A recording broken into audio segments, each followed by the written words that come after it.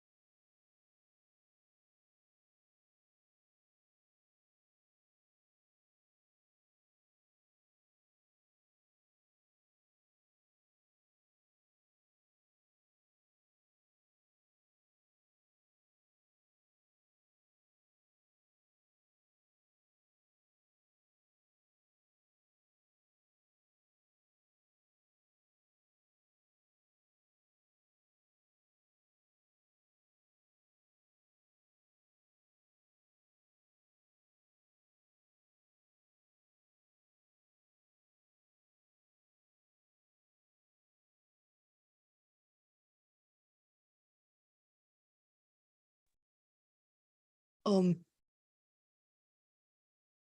excuse me. No one can hear on Zoom.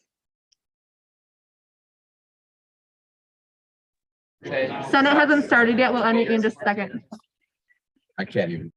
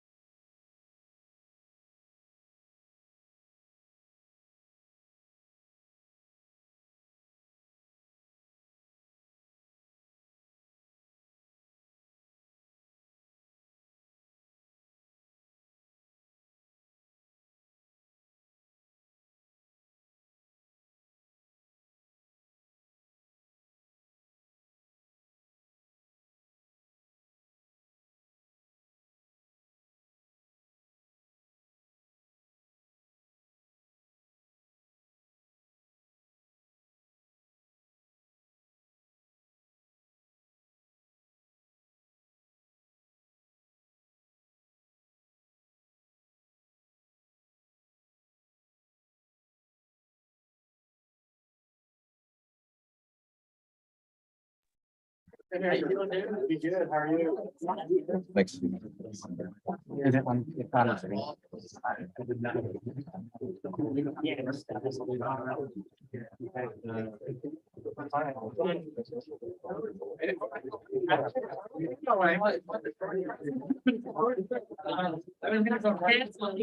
was gonna go running.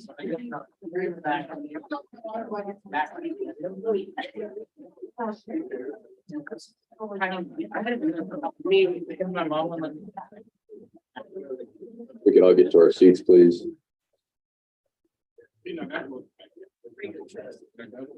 I'll now call the 21st session of the 52nd Senate to order. Today's March 1st, 2023.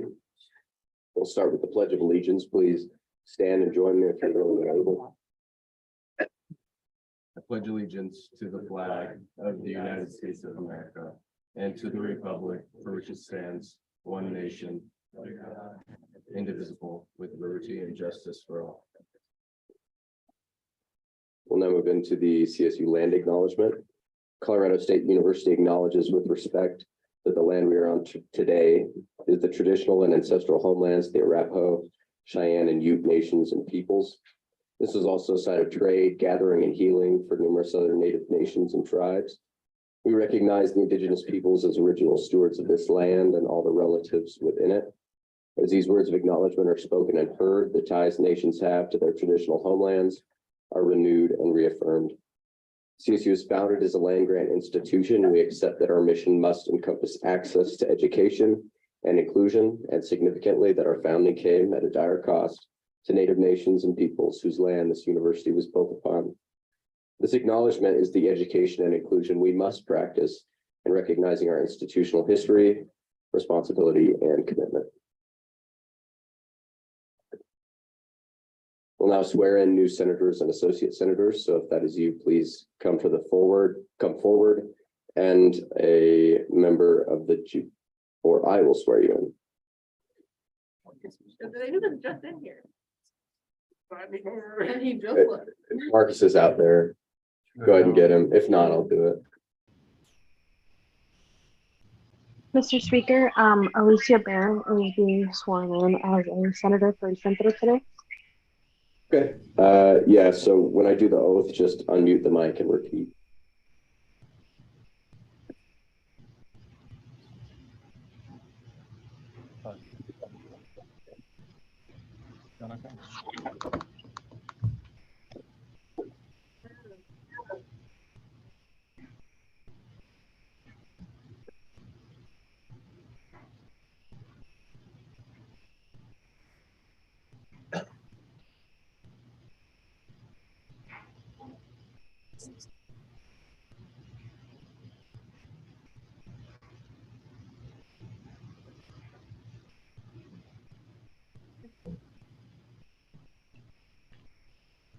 Okay. I state your name. I, Alex Benson, I, Alicia Barron, Solemnly swear to defend and uphold do solemnly do swear solemnly swear to defend and uphold the rules and regulations set forth the rules and the regulations rules and regulations set forth by the Constitution of the Associated Students of Colorado State University, by the Constitution of the Associated students of Colorado State University, and will rightfully perform the duties of my office and will rightfully and will perform to rightfully perform the duties of my office the best of my ability. to the best of my to ability. the best of my ability. Congratulations.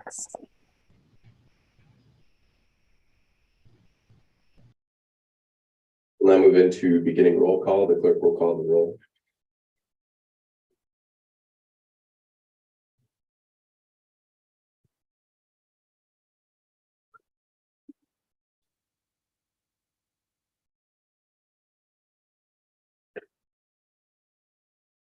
Senator Abrahami. Here. Chair Aslan. Senator Athey. Here. Senator Ayala. Here. Associate Barbone. Associate Barron. Here, Associate Barton. Present. Associate Bernard.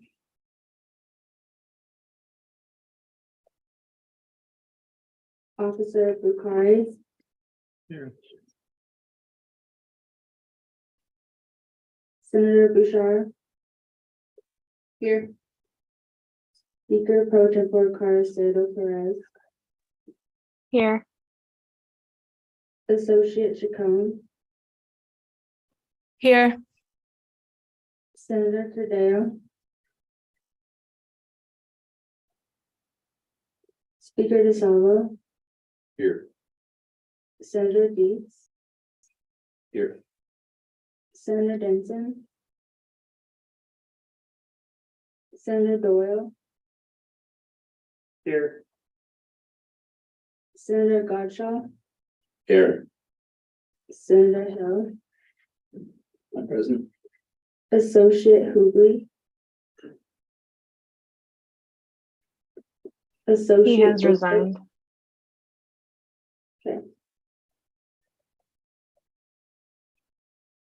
Associate Jacobs.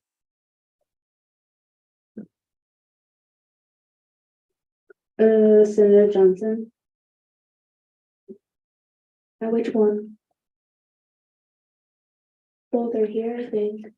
McAllister. Here. Associate Kelly. Senator Kelly. Present. Senator Kilburn. Here. Associate Kimberly. here, Senator Kramer. Here. Associate Lackey. Senator, but yes, I'm here. Senator Lackey. Present. Senator Lowe. Present. Senator Lutz. here,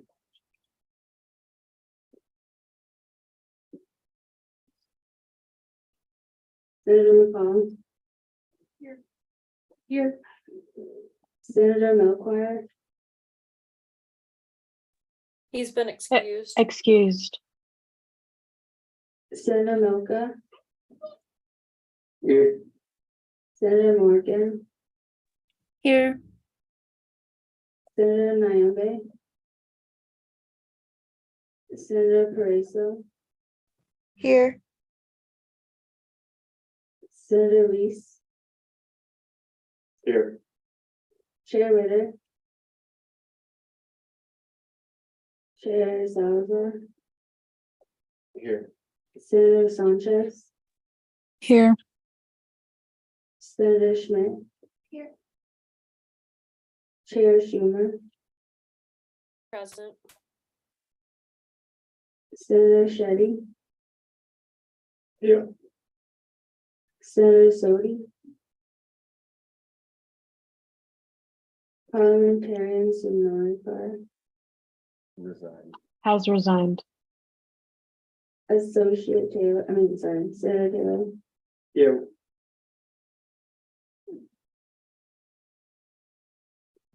Associate Torres Doxey,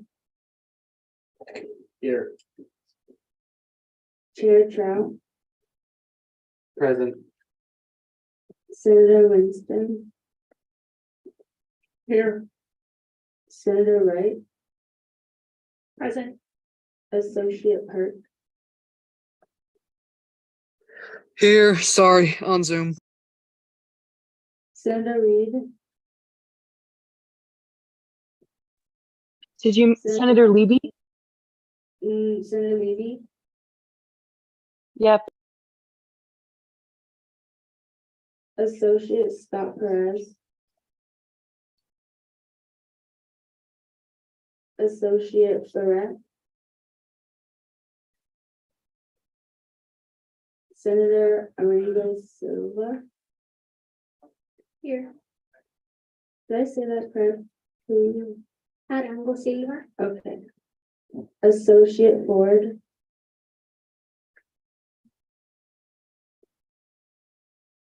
Associate Monaji. Here. Associate Zhao. Associate. I'm gonna mispronounce this. Jistan. No, you're close. Shastad. Shastad. Okay. Here. Senator Bernson.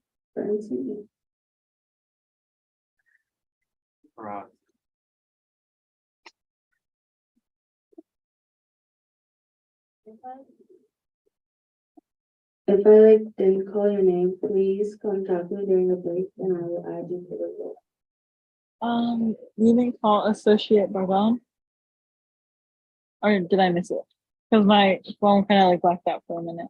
You did I miss believe you but missed it. Yeah. Right, you But did. I'm here. Okay, thank you.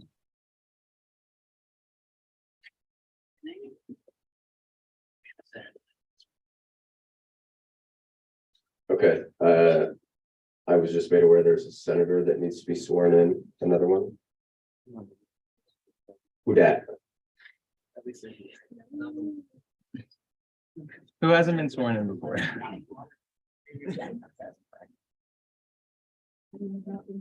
Maybe not. Oh, okay. Okay, sorry. Disregard that. Consent agenda, is there any dissent? Seeing none, we'll move on to gallery input. Is there anyone from the gallery that wishes to speak at this time? Seeing none, we'll move on to our guest speaker, which is Skazla.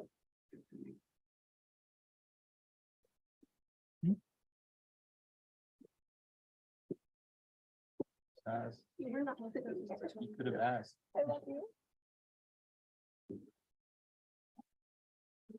Hey, everyone. Hi, everyone. My name is Jillian Kelly. I'm the Director of Finance for ASCSU, which means I also chair the board for BSOF. So I'm here to introduce SCSLA tonight, which is the student chapter for the American Society of Landscape Architects. They came in front of BSOF last week requesting for funding, and they were approved for funding, but per our bylaws, because of the amount that they were asking for, they also have to come and present in front of Senate. There won't be a vote on this, but they're just here to tell you about their organization and about their event. So you guys are aware of where this larger sum of funds is going. So please give a warm welcome and your attention to SCSLA.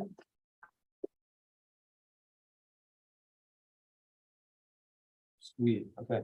Is this good? You guys can hear us? How's everybody doing this You could evening? also use the handheld if you'd like. I don't feel like I'm doing karaoke. Yeah, whatever works. We'll do this. I think you guys can hear us. So yeah, we're our kind of a loaded name student chapter for the American Society of Landscape Architects, representing Colorado State, one of the only accredited programs for landscape architecture in Colorado and in the Mountain West.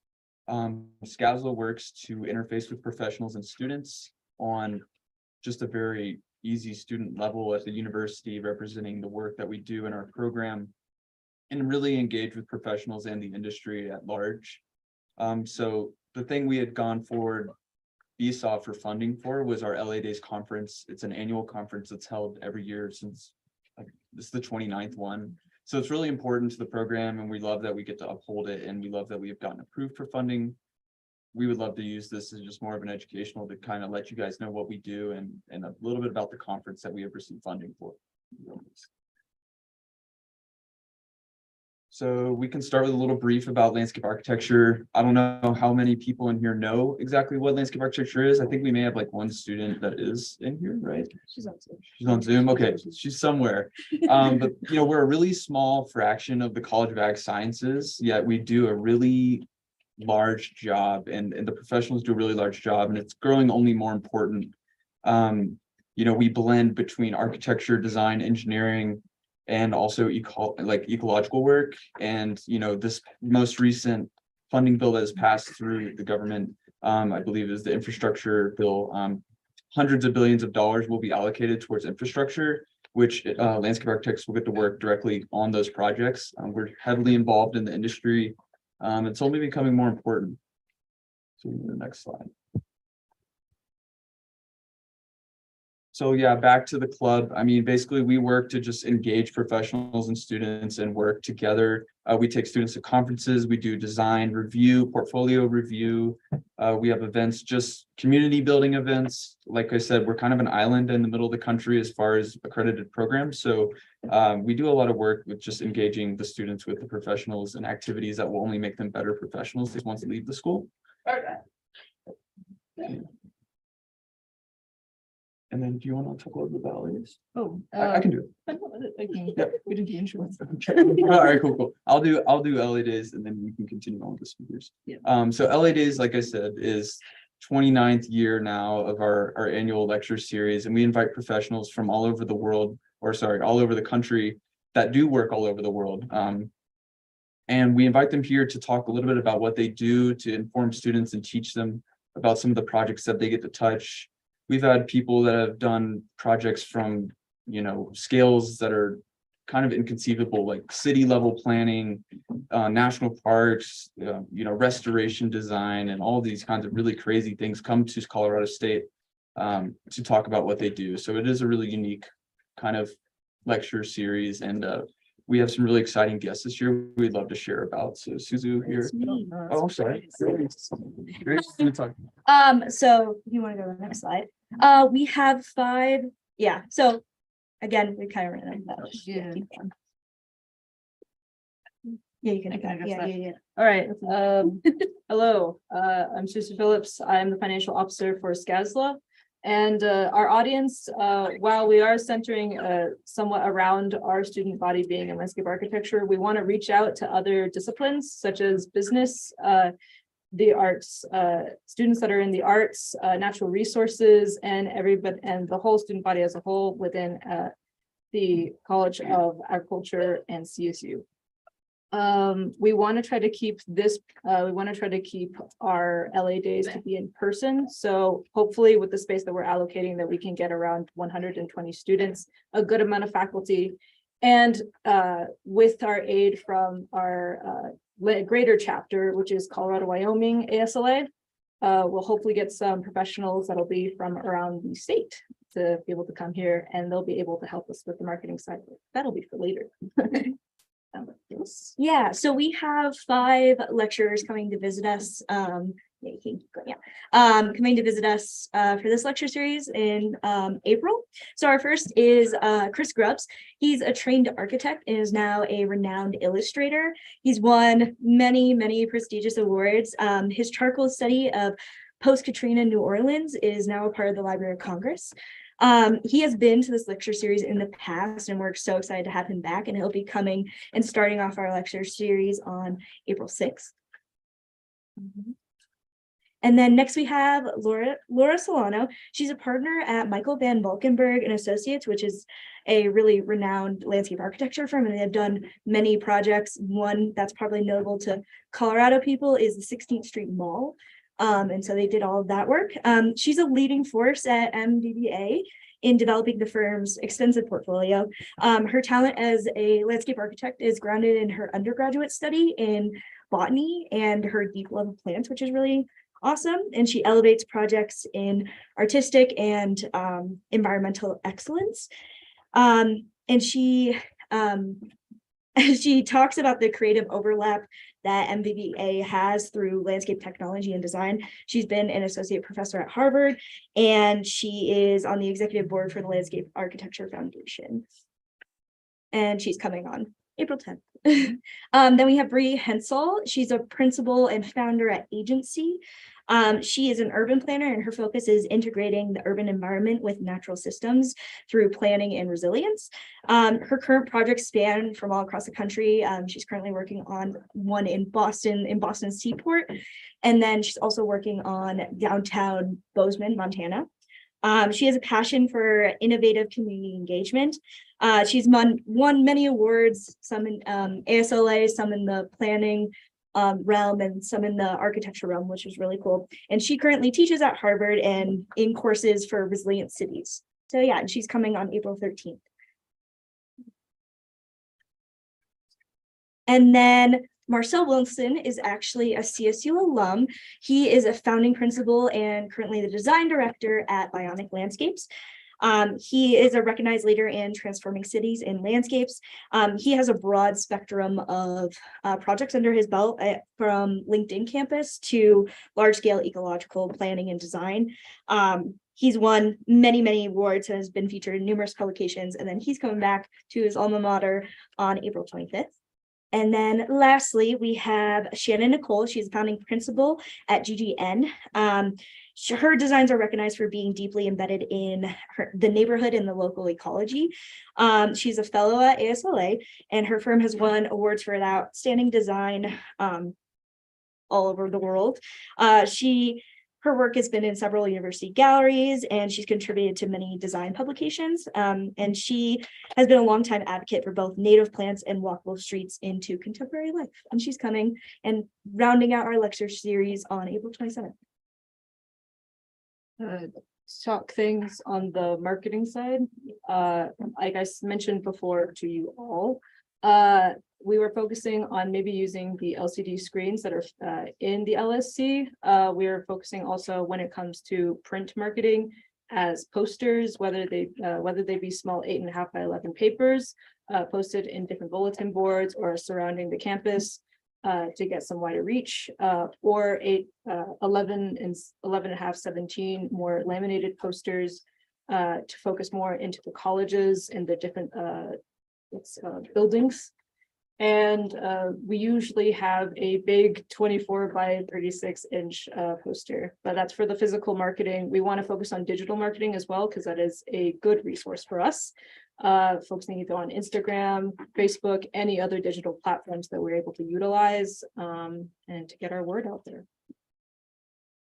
And but also going to talk to you about the budget. What we're for the honorarium for each speaker, we're aiming it to be $3,500 each. The honorarium will consist of, that will also cover the flight and hotel cost. We're leaving it up to the speaker to decide where they're going to stay, what flight they are, and whatever will be left over will be their honorarium. So that's what we are asking help from ASCSU and BSOF in general. Marketing costs, we're aiming to be around $500. Because the LCD screens definitely around 110. And then regarding on how posters, and since lamination can be a little pricey, that will be probably around that number. And then we're hoping to do catering for each speaker. It's not 1,500 each, that'd be terrifying. It is 300 for each speaker. Will be going through the LSC catering for that. That is our full amounts. And then let's continue. Oh no, it's cool. It's okay. Yes, so we're requesting from ASCSU is 15,000, and self-generated.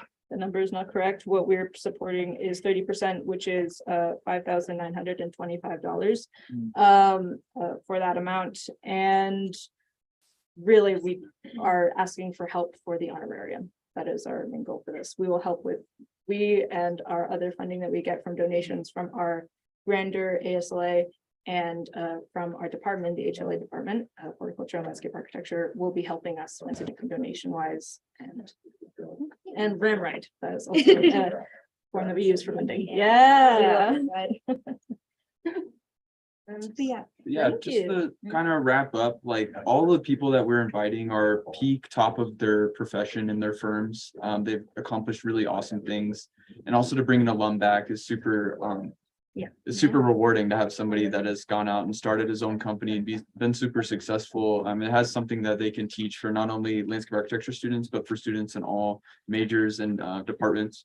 So like I said, this event is for much bigger than landscape architecture students. It's free. So any of you could show up and come, and I encourage you to, because it is something that you'll learn a ton about and you're like, shit, I should have studied landscape architecture. It would have been awesome. So yeah, thank you for your time this evening, and we appreciate the support and the funding. So.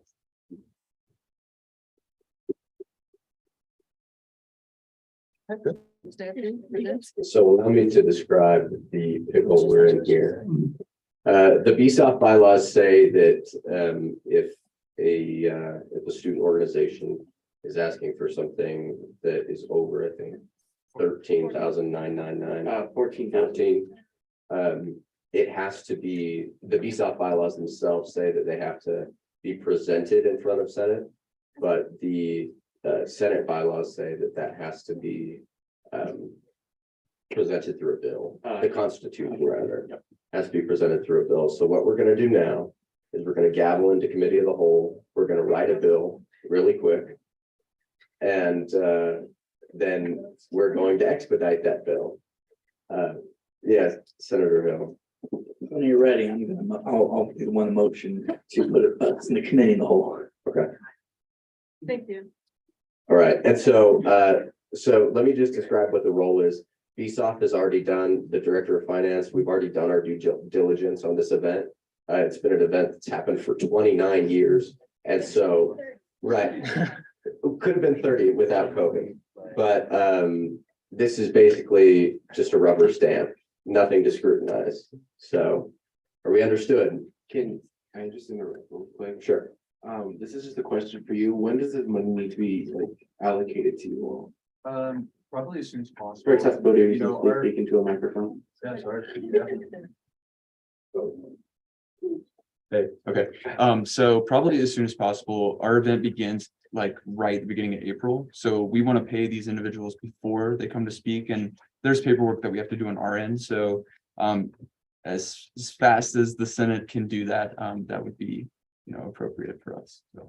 It's just, I'm more worried about the time constraint we have, being that we have election with parliamentarian, plus the 3 other bills. I don't know how you want to proceed with other stuff like that. This will be really, really quick. I mean, depending who's typing, if it's very obvious typing, I'm fine. But I'm just saying, like, the time constraint is my biggest worry, because effectively I'm.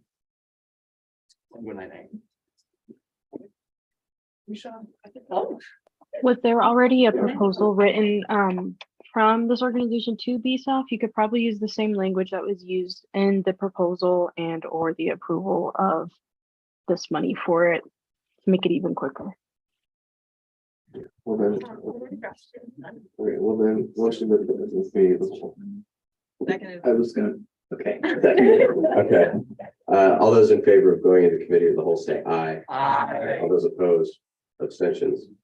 Let me describe what we're doing. This isn't whether the $15,000 is coming out of the Senate budget. That's not happening. The 15,000 is from BSOF itself. And so no money is going to be taken out of Senate discretionary for this project. Is that clear? Good. All right, so we'll get this bill going.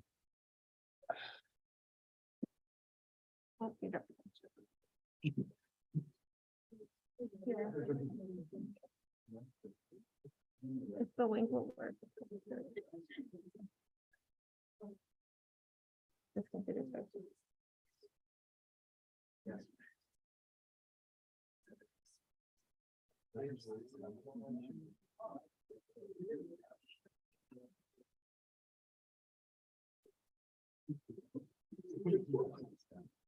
I'm gonna stop sharing for a second.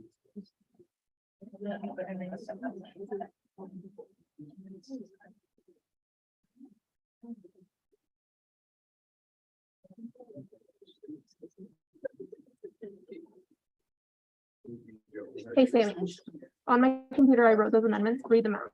Read them out. In the thing, motion to add them. Mr. Speaker, I have a motion to add some language on to the bill. Whenever we are ready on that. Go ahead and start. Are you good to go? Yeah, I can copy and paste it. Just Okay, perfect. Whereas the ASCSU Constitution states in section 905BI, quote, if a specific request exceeds $14,000, it must be ratified by the Senate through a bill following the board's recommendation. So therefore be hereby enacted that the Senate ratify the BSOP presentation of SCA according to the ASCSU Constitution. Any dissent to adding that? Seeing none, this will be reflected. And did you do both of them?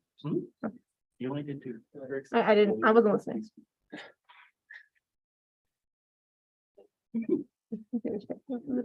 Very slow.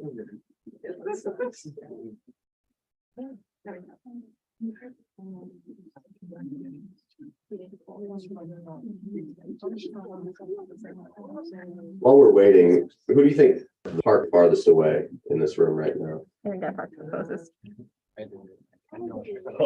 Where'd you park? Yes. Because I parked by the stadium. That's how far I was. It's over there, but I moved into the teacher's.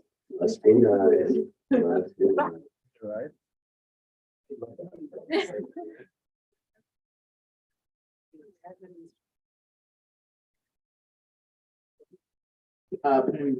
Information because this is a bill, like any other bill does it need 6 endorsements? Because if so, I'll endorse this one.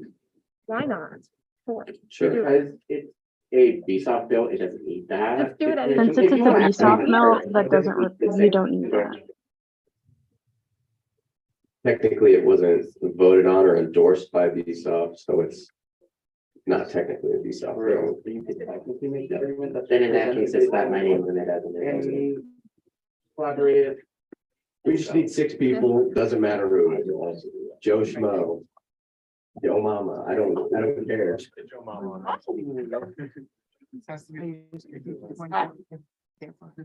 literally.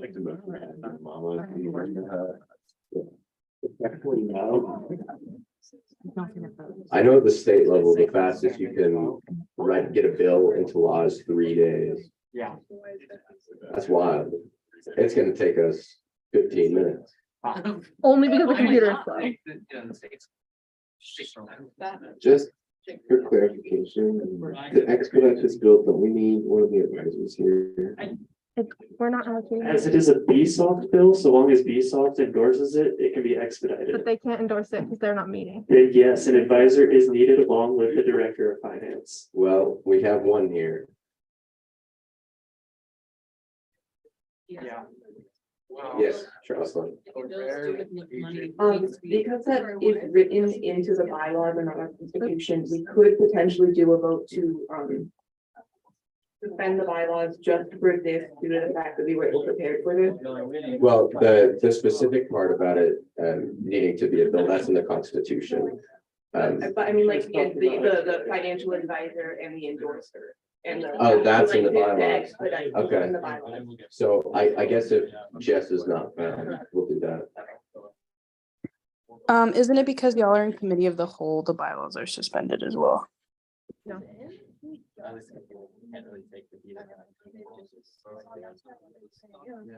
I see Jess.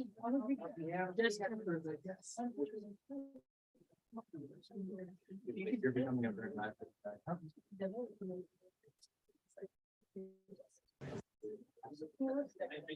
No, biomedical.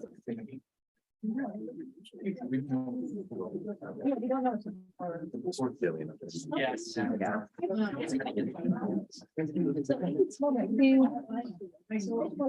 just fucking in.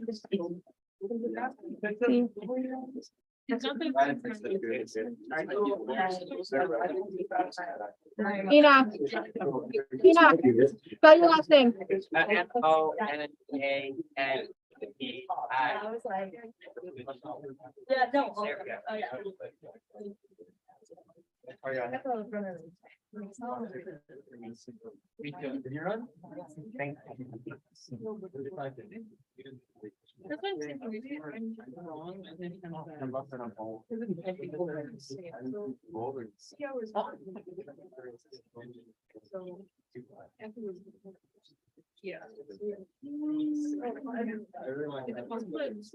Ariadne, I would also like to endorse this bill, please.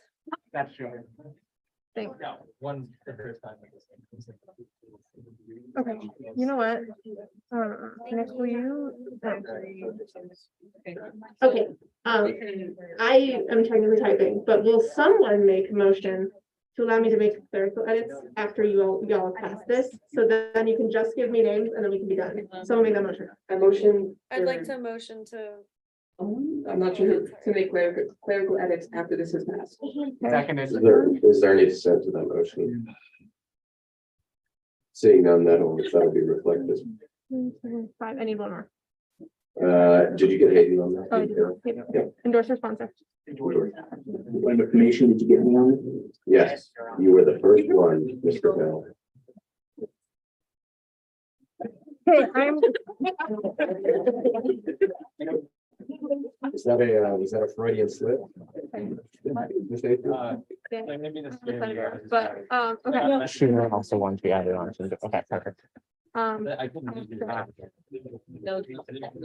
Okay, abstract.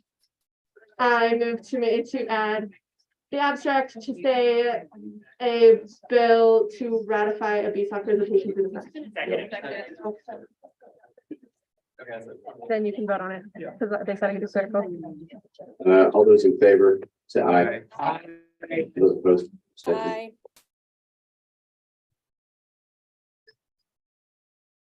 Is there an itemized budget for the landscape? Thing, I don't know if that was in the presentation, but this bill does require an itemized budget according to the Constitution to be included at the bottom. Yeah, Jillian has that, so Can I? can we add that later? We'll add that as like a clerical thing, make it go faster. Cool. In that case, Mr. Speaker, I move to exit committee of the whole. Okay, is there a second? I have a point of information real quick. Was this approved by the financial officer and the advisor? We're just writing it for a second. They're talking right now. I yield to just your own advisor basis. I think we can think that right.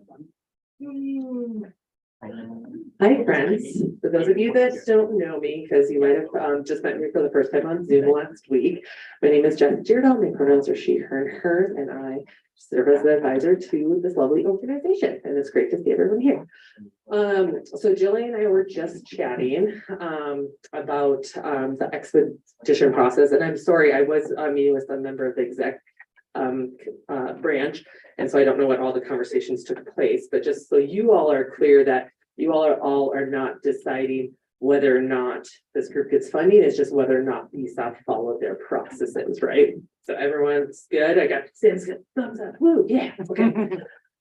So for those of you that have worked with me before, I'm very, very hesitant to expedite bills because I want to make sure that they go through the processes. This is unique though, because it already has gone through BSOP processes, followed all the rules, has given a great presentation, and they can do a follow-up presentation too after her, I think the BSOP bylaws say to present after the event has taken place. Ali Raza, who many of you all know, serves as the advisor to BSOP, so there was another person present to make sure that everything has been followed. So you have my support to expedite this bill. And if you have any other questions, happy to answer, but don't want to take any more sense time, and I yield. Thank you. I believe the motion was to exit committee of the whole. All those in favor say aye. Aye. All opposed, abstentions. Okay.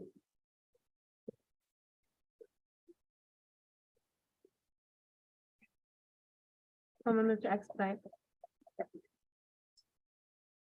Is there a motion to expedite this piece of legislation?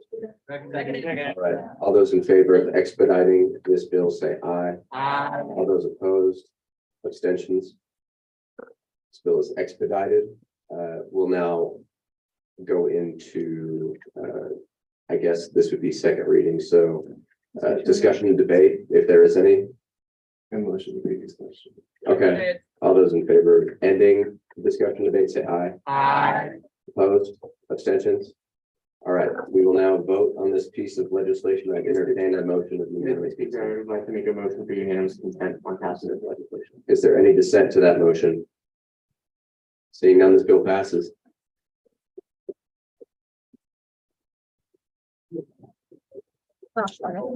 Now, that was, Information, I will just say for in the future, in RSO does not need to actually present their application again to Senate. ESOP just needs to come with the itemized budget and the bill. There is no need for a presentation for future reference. thank you, Senator Doyle. Yes, Chair Salazar. Just for a point of personal clarification, where it is, are we? Never mind, I asked one of the questions. Okay. That's probably the fastest bill that's ever come out of this body, so congrats on making it.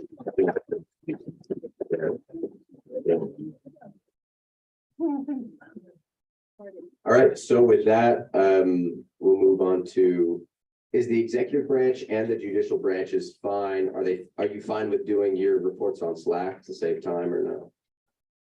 Yeah? The judicial branch. Mr. Speaker, did you rise and report out of the committee of the whole?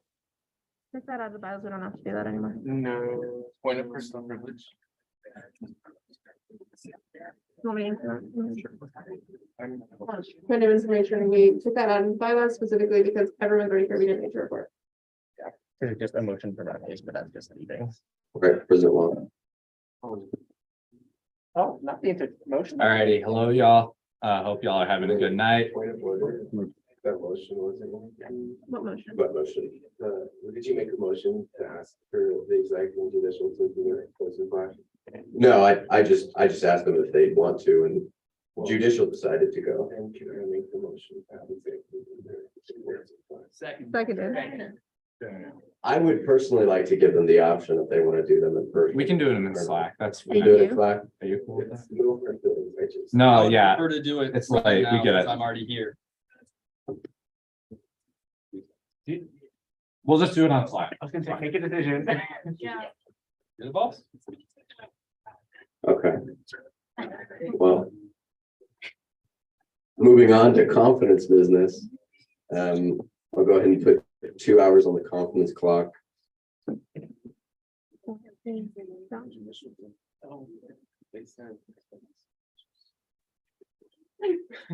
will begin with the election of the parliamentarian. Are there any nominations or self-nominations for parliamentarian? Chair Trout. Mr. Speaker, I'd like to nominate Kevin Clark as parliamentarian. Mr. Clark, do you accept? Yes. Alrighty, so we have Kevin Clark. Are there any other nominations or self-nominations for parliamentarian? Senator Doyle. Alrighty, I'd like to self-nominate. Senator Doyle. Any others? Fantastic. We have 2 rather than the expected 3 tonight. So that'll cut down on time just a little bit. All right. Kevin, since you were first, I'll have you come up. You'll do, you could present.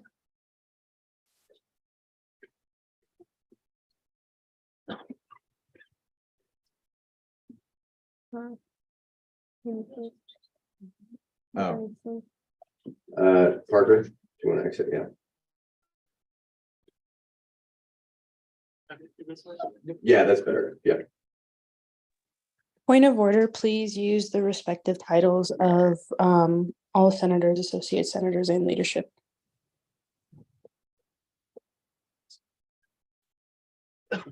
Hi, Senate. How's it going? My name is Kevin. My pronouns are he, him, and his. I am a 4th year political science student. And I don't know, I've worn a lot of hats in this organization. I've been in ASCSU since my first semester. In my past lives, I was a senator for the Liberal Arts College. I was also the vice chair for the University Affairs Committee. And then my most favorite role, the role that I adore, I've been the parliamentarian twice. First for the 50th Senate, I've served a full term. And then I returned for the 51st Senate as parliamentarian in the spring semester to help them out with realigning their legislative agenda. And so I'm back here to basically kind of do the same thing. I'm really passionate about this role. Before I left in May to go study abroad, I had noted that the role of the parliamentarian, although very administrative, is quite invisible when it's working well. And when it's not, it can spell pretty disastrous consequences to our legislative process. And so, yeah, I am here to try and help and make sure that those processes are followed, that when you all pass legislation, that it has the same potency that you all desired, and that nothing goes wrong with it.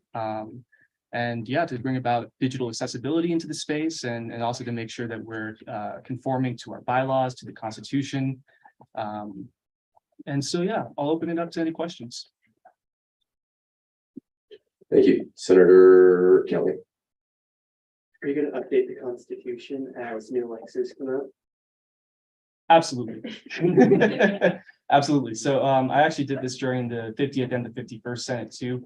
It is the duty of the parliamentarian to add any constitutional amendments into the Constitution, and also to notify the Chief Justice of those updates, and to provide an updated Constitution before the elections. And so that would be my first and main priority, is to make sure that all of the ledges that we have passed this year are in one document, so that we can send that over to Chief Justice Zacharias, and then ensure that that version is available to the students when they click onto the ballot and see, do you approve of the ASCSU Constitution? Because we have had issues with that before in the past.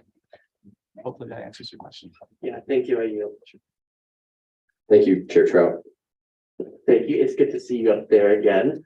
Have you read through the job descriptions of the parliamentarian, and why do you think you're most qualified for it? I think you all know the answer to that, but I asked the same question, so these should be pretty simple. Yeah, thank you, Chair Trout. Yes, I have read through the job descriptions of the parliamentarian quite a few times at this point.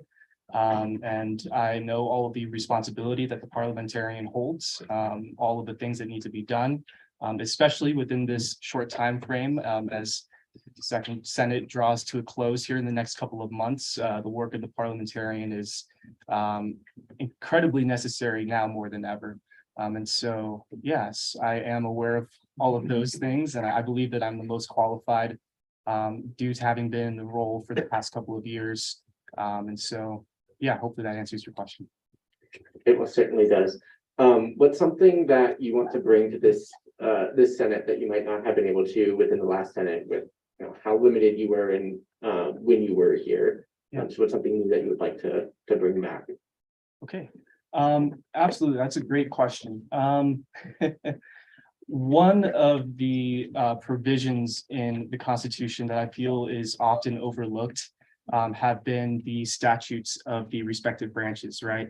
And so within the Constitution, there's the statutes of the Senate, the judicial, and the executive, and this is basically their core documents, what the guiding documents that they use to kind of guide their respective part of the organization. And I feel that hasn't really been looked into enough, especially with regards to resolutions and legislation as well.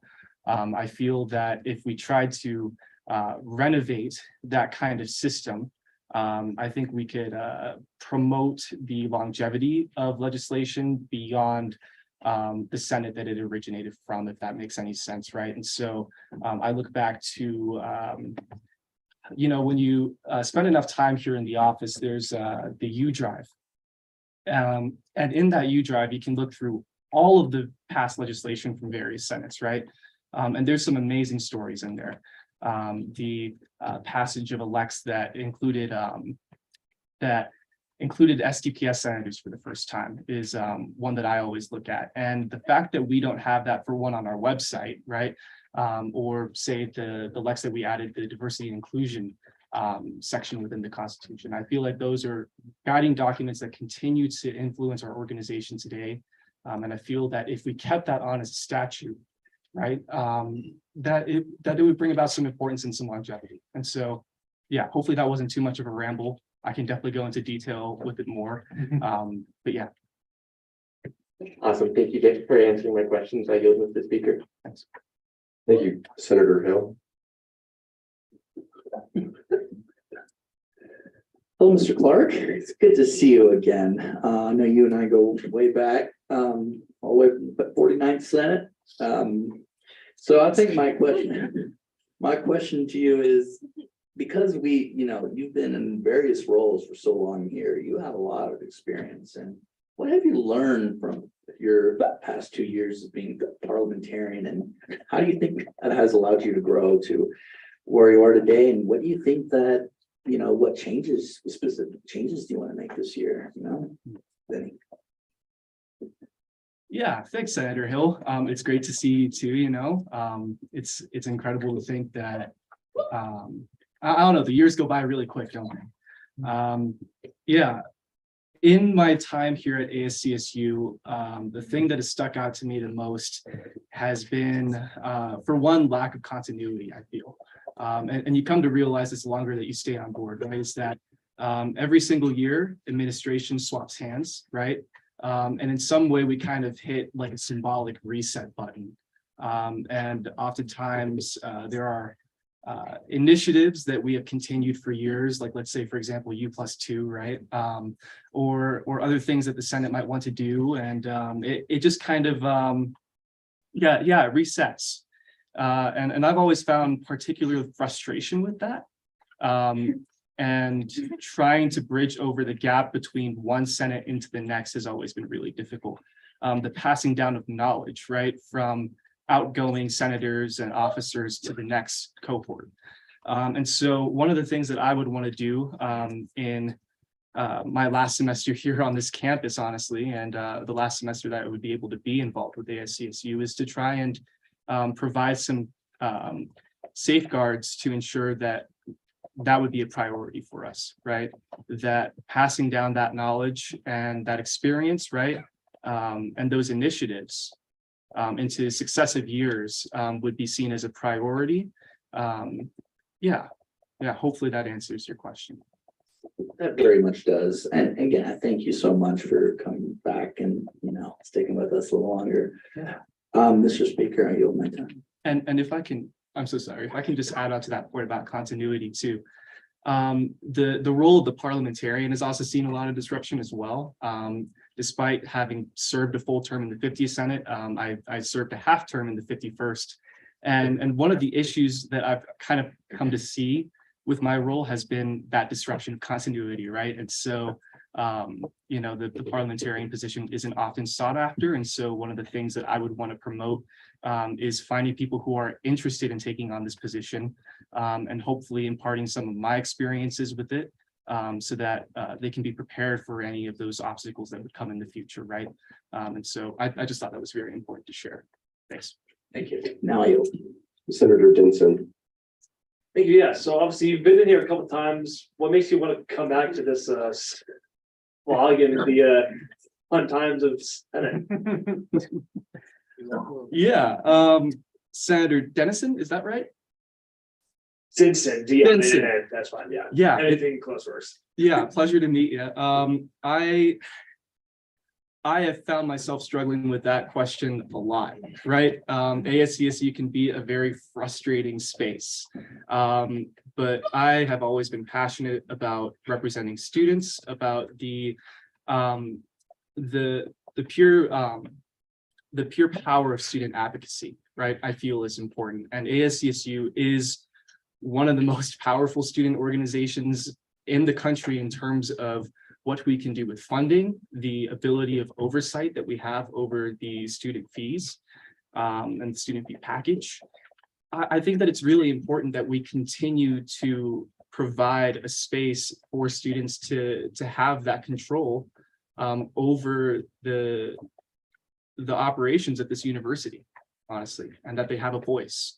And I feel that my contributions to that space and trying to maintain that hopefully have been positive in a lot of regards. And I have struggled with the idea of legacy and what kind of things that I want to impart. If I leave, will some of these initiatives that I've tried to push remain untouched, right? What will the next parliamentarian know about the things that we've tried to do in the Senate? Or what does the next Senate know about the things that previous Senates have done?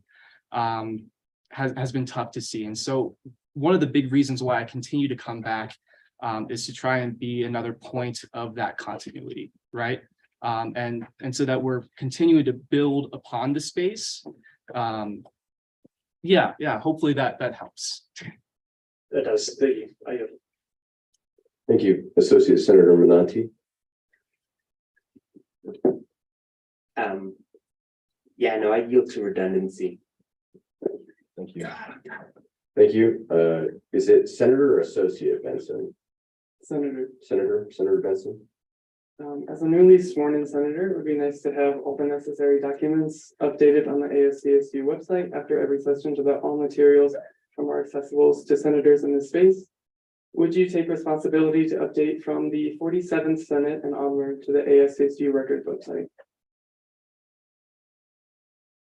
That's a great question, actually. Thank you, Senator Benson, by the way. The ASCSU records website. Wow, yes, absolutely. That has been an initiative that we have tried to push for years at this point now. One of the roadblocks that we kept on hitting when trying to update the website was that the infrastructure that supported the ASCSU records website was out of date, and so we couldn't edit anything. I believe that has been fixed. And so if I did have the ability to edit that website, absolutely, I will provide those documents. Just to touch on what I've done with the parliamentarian role in the past, I have overseen the updating of the legislation tracker and making sure that our updates are going by expeditiously and that people get information as soon as possible. I've also been the person who's been responsible for editing the Constitution and providing those updates. Actually, I believe, so Lex 5201, the first ledge that you all saw in this Senate was written by me, and that was the ASCSU Constitutional Amendment Act, right? And so that was providing continuity for all of the amendments that we passed during the 50th and the 51st Senate and trying to bring it into the 52nd, right? Due to the issues that happened during the election. I'm very passionate, for one, about making sure that the changes that we make here in this space are reflected and continue to be reflected in the future, right? And I believe that bringing about some kind of repository website where people can look at previous legislation is incredibly important, and that's what the records website was designed to do. And hopefully within this short amount of time here, that could be also one of the projects that we continue to work on, is updating that records website. So yes, absolutely. Thank you, AU. Thank you. Any other questions for this candidate? I'm on Zoom. Okay. Am I good to go, Mr. Speaker? Okay, sweet. Hi, Kevin. As some of y'all may know, Kevin was actually the founder of the Constitution Caucus, and the means of communication that we all use today, the Slack. And with that being said, what further means of organization do you intend to use? I know that you use Notion. Not every, like, I'll talk to people and a lot of people know what Notion is, but how would, my first question is, what forms of organization would you use? And two, would you be willing to show others how to navigate those forms of organizations that you do use and that you do excel at? Props, by the way.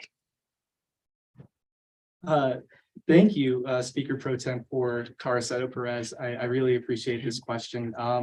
Yeah, I have always been a tinkerer and an experimenter, trying to figure out what can we do to make this space more efficient?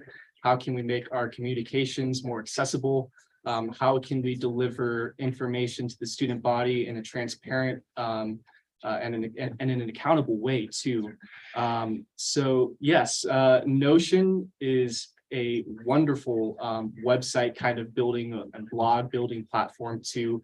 I found it to be really interesting in terms of delivering content in a way that was quicker from the traditional ASCSU website and also using elements that weren't available on the ASCSU website at the time. Now that was that initiative was before we updated the website infrastructure. And so although I'm not sure what kind of elements are on the new website today, I would love to work and collaborate with the front desk to see what kind of things that we can do to push that in terms of organization. I'm a huge fan of the Google suite of software, so Docs, Sheets.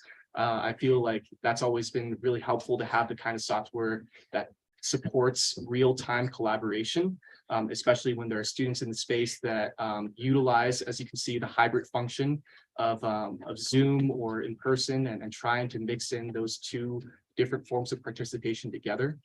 And so, yeah, in terms of new types of software or new types of initiatives, I haven't really looked into yet, but I would love to continue to support and promote the use of the Slack channels. I would love to look into maybe the moderation of the Slack channels for one, too, sometimes. Yeah, I would absolutely be willing to assist other senators and other people in ASCSU to learn about this software and see what we can do in terms of improving it all together. Yeah, hopefully that answers your question. Yeah, it does. Thank you so much for coming in, Kevin. With that, Mr. Speaker, I yield. Thank you. Any other questions for this candidate? Seeing none, thank you, Kevin. If you could please bring in Senator Doyle. Sure. Thanks, everyone.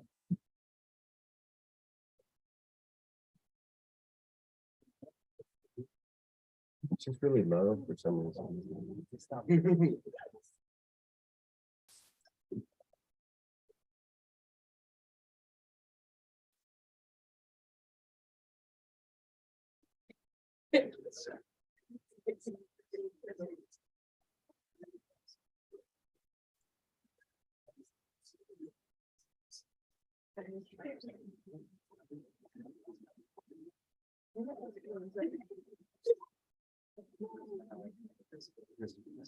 Hello. No. Yeah, it is.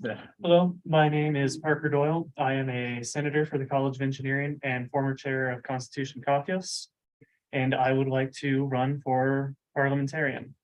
I would break the role of parliamentarian into three different jobs or positions, basically, actions. The first is what we do in the Senate. That is basically managing the computers, making sure Zoom's working, and all of that is working as intended and is accessible to all of Senate space, but also anyone in CSU who would like to watch on Zoom or in the gallery. The second role I see the parliamentarian doing is working with legislative cabinet as the clerk to make sure that all bills are outputted correctly and promptly through legislative cabinet, so that way it can get to Senate quickly. And then the third role is what I believe to be the most important and what I would be focusing most on if I am elected, and that is updating the ASCSU records website. So a lot of people in Senate probably do not know what bills have passed and what various bylaws are for various branches, because there is not a very well organized online system for managing all of those things. The ASCSU records website, which was originally intended to act as like a central online hub for all of these documents, has not been updated for a significant amount of time. In some parts, it has not been updated for 7 years. Most people on this campus at CSU do not have access to the weekly email. They either don't know it exists, or they just do not feel comfortable walking up to ASCSU and asking to be added to that email list. Our main source of communicating with our constituents at ASCSU and at CSU is through this records website, which has not been updated. That's how they know what bills have been passed, which ones affects them, and which ones have not passed.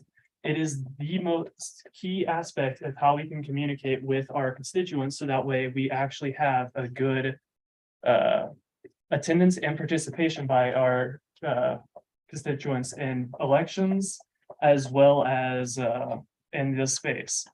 ASCSU does not run without our constituents actually actively participating in this space. Otherwise, we have no actual power. So I really want to focus on updating that records website so that way ASCSU is more accessible to CSU as a whole. And that is my presentation. Is there any questions? Thank you. With that, we'll open it up to questions, starting with the first raised placard, Senator Minanti. Associate, my apologies.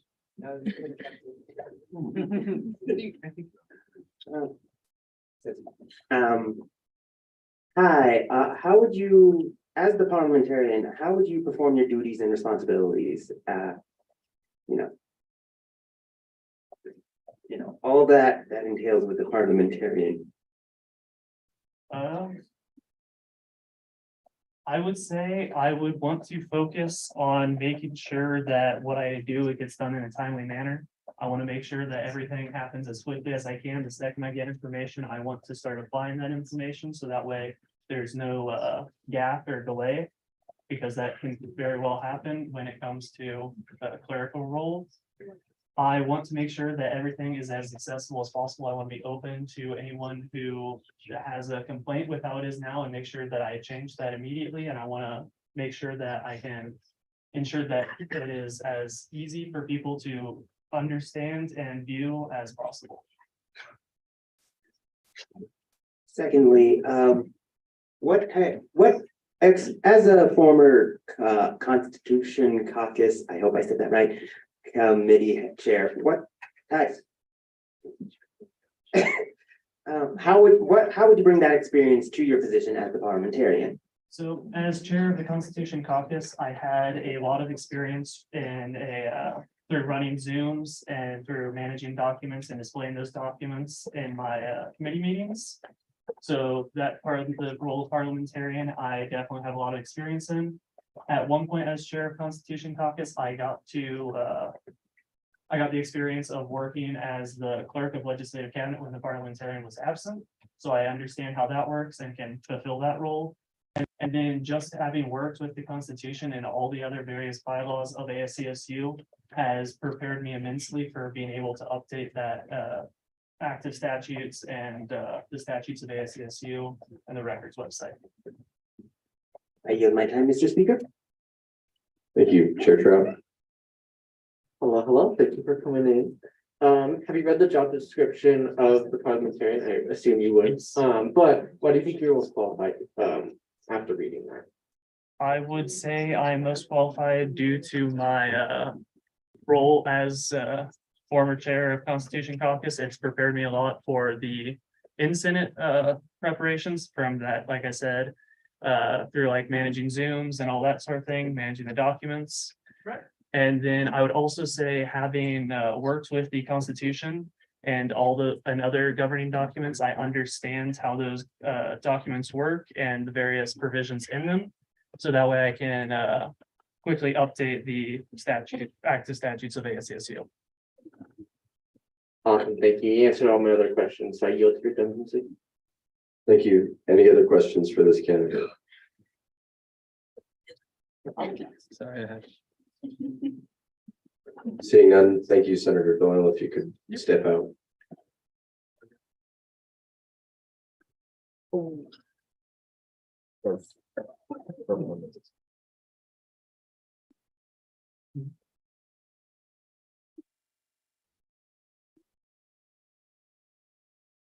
All right, we'll open up 20 minutes of discussion debate, starting with the first raised placard. Senator Hill, Senator Melka, Chair Trout.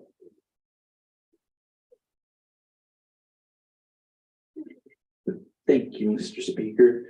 Mr. Speaker, I'm gonna say that these two candidates are, I think, more unqualified. Honestly, it's hard to choose. I mean, Mr. Kevin Clark, I think he's an amazing person. He's a kind kind-hearted man, and I think he is very good at being impartial, and that's something we need in this space. Parker Doyle is very strong, and he's ran Constitutional Caucus pretty well, I think. He knows the bylaws by heart. Honestly, just because of the experience and the amount of knowledge that in the projects that's been taking place, I'm going to say that my vote is going to go for Kevin Clark. I think that he will make a fine parliamentarian, so I urge my colleagues to vote for Mr. Kevin Clark as our parliamentarian for the 52nd Senate. Thank you, Senator Milka. Thank you so much, Mr. Speaker. I would agree with Kyle here. I think that both these candidates are both very qualified. I'm going to keep this short. I would also agree with Kyle. I think Kevin is very knowledgeable based on what he was talking about and his experience in this space.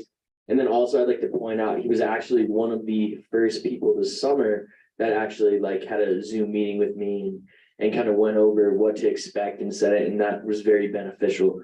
So I think that Kevin would be awesome, and I think that he will help kind of secure that parliamentarian spot for Senate going forward. Thank you, Mr. Speaker. I yield. Thank you. Point of Anyone order, for- please use the respective titles that your peers have earned. Right. Chair Trout. Thank you, Mr. Speaker. Truly, no matter who we choose tonight, the Senate can confidently say that it will have a reliable parliamentarian. Both have effectively chaired the Constitution Caucus, which was established to update our Constitution after it failed ratification last year. They both have a keen understanding of our inner bylaws and Constitution, and are determined in ensuring this body can work in an effective manner and in an accessible one. However, I believe that Kevin's experience speaks for itself, but his impact goes far beyond his previous times within this position. As stated before, he got on the Constitution Caucus. He updated the Constitution, which will soon be posted on the website, but it's really nice and accessible. You can click on the things and it'll take you directly to it instead of having to manually find it. It's great. He even made that really pretty legislation template, which is now on the website. It's just really pretty. His work within this space has so much passion within it, and also hits all the points for accessibility for not only our constituents, but our fellow members in mind. I urge the Senate to vote yes for Kevin Clark as parliamentarian. I yield. Thank you, Senator Dietz. I'll yield to redundancy, so I'm sure you all can guess who my support is behind. Thank you, Senator Athey. Kevin Clark is the best person for the job. He might have done it for a semester longer than other parliamentarians have, but I think that speaks most of his abilities in this role.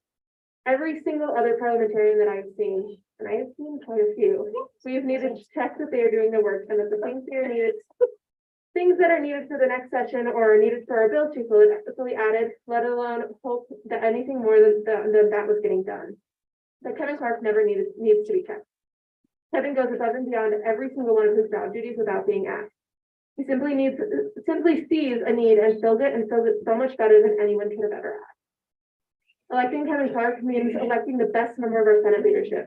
Don't get me wrong, I love our current members, but Kevin is the most unproblematic and most productive person you could possibly have in any role. For those that have never seen a highly qualified and extremely productive and useful parliamentarian, that role is supposed to be an unbiased member of those seats up there at the front. The parliamentarian is supposed to bring Parliamentarian is supposed to bring historical knowledge. Parliamentary procedure knowledge is why it's called the parliamentarian after all. And overall, that knowledge of this organization that new members don't have. The parliamentarian is supposed to fulfill the role that I often fill in this space, answering governing document questions and how this space is supposed to be run. The parliamentarian is supposed to be trusted, and no one is more deserving of that job than Kevin Clark. Electing him to this job means we can breathe a collective sigh of relief, knowing that someone is taking care of this space. Kevin has such a deep love and care for this job and this organization, and there's absolutely no one I would trust more than him as the parliamentarian of the Senate. Things feel safe and handled, and like everything is going to be okay with the thought of Kevin sitting up there at the front. I urge the Senate to vote for him because absolutely no one is more qualified. Thank you. Thank you, Senator Kelly. Okay, I have a point of information basically. Just didn't feel appropriate to word it out. Is the parliamentarian reelected at the beginning of every session or every Senate each year? Yes, Great. And then is Kevin, right? Yes. Sorry. Is this his last semester with us? yes. Fantastic. Okay, I yield. Thank you. There's nothing wrong with clarifying questions. I think that was good. So thank you. Senator Scott Perez. I yield to the redundancy. Thank you. Associate Minanti. Thank you. You've heard a lot from me tonight, or probably haven't. As a newcomer to ASCSU, and having literally no understanding of most of the responsibilities and job qualifications for the people who sit up there. For the most part, I'm coming in completely blind and unbiased viewer. I have no experience with Kevin. This is quite literally the first time I have ever seen that individual. And for the most part, I have no idea anything on any knowledge on Constitution Caucus. But from what I have managed to hear from both candidates, I definitely feel like Kevin Clark is the more qualified and the most able to take up the position of parliamentarian at this very moment. Me personally, it's mostly from what I've heard from him given his speech. And the fact that he sounds like he's not only going to be able to take up his position well, but he's also going to plan very much for the future for when he is gone. And I honestly respect that because that is something I definitely feel like we need. We need consistency between each Senate as well. And that is something that if he plans to at least have a plan for, I would full-heartedly support. I yield the rest of my time, Mr. Speaker. Thank you. Any other points of discussion, debate? Senator Tinson? No, I'd like to move to. Okay. All those in favor of ending the discussion debate period and going into a voting period, say aye. Aye. All those opposed? Abstentions? Okay, so what's going to happen is this will be by secret ballot vote. You'll only vote for one candidate. You'll write the name of that candidate down. You could do the full name. You could do the first name. Just some name that's recognizable to that candidate.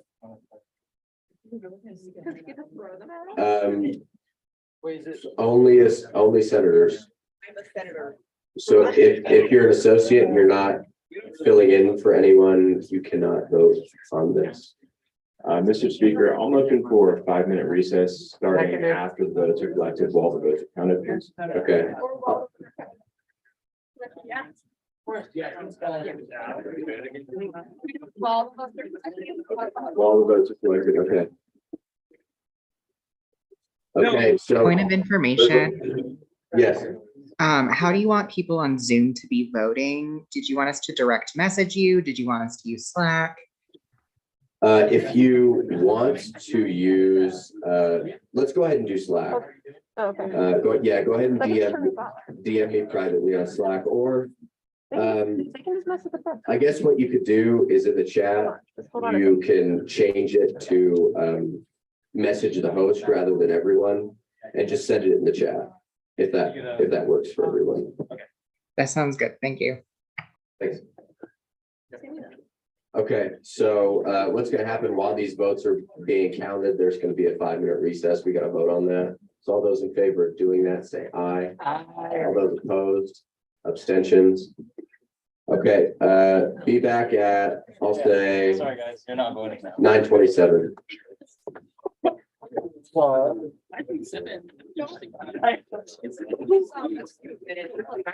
Yeah, Kevin heard. Kevin.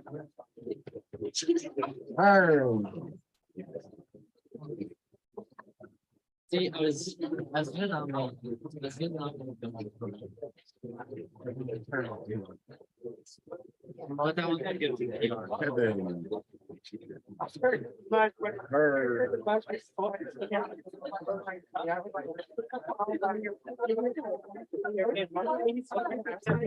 Can y'all mute the mic during recess, please?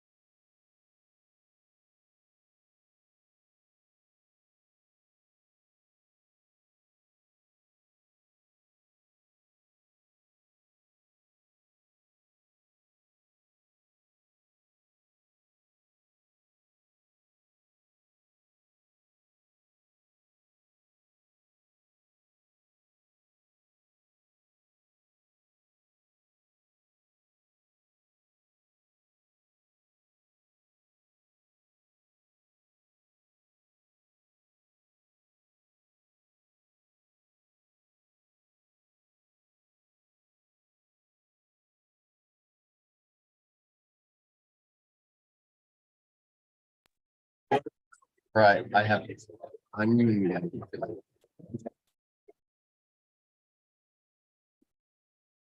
Yes.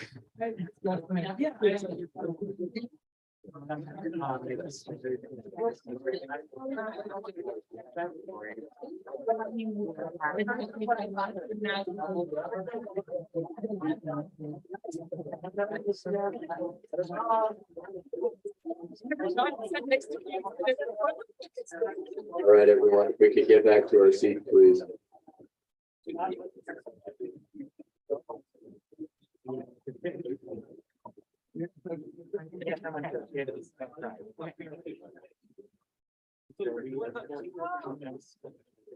Yeah.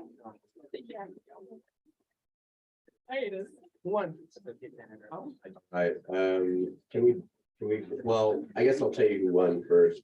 By a vote of 4 to 27 to 1, the new parliamentarian will be Kevin Clark. If we could, I guess if they're still out there, I'll just bring him in.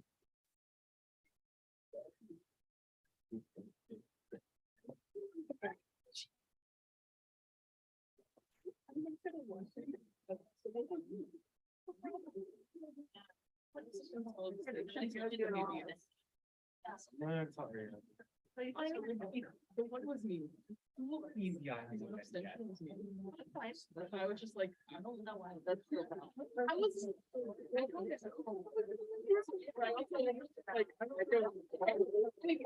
I'm gonna tell you, that's all myself.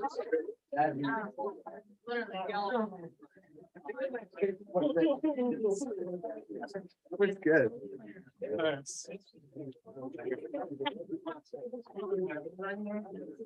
Right, if we could settle down. Congratulations, parliamentarian Clark.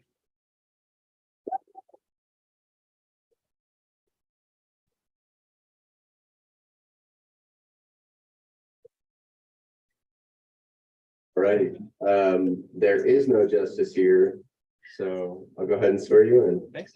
Shouldn't you have it right by heart? I had the land acknowledgement memorized.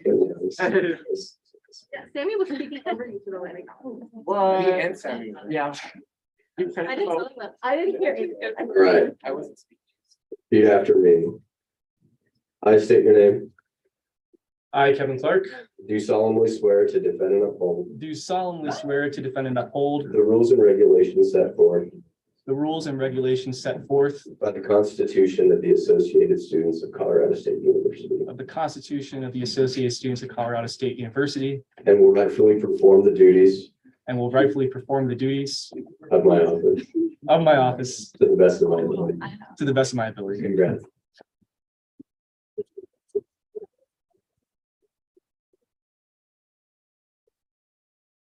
Kevin, assume the position. Okay, I will go grab my backpack.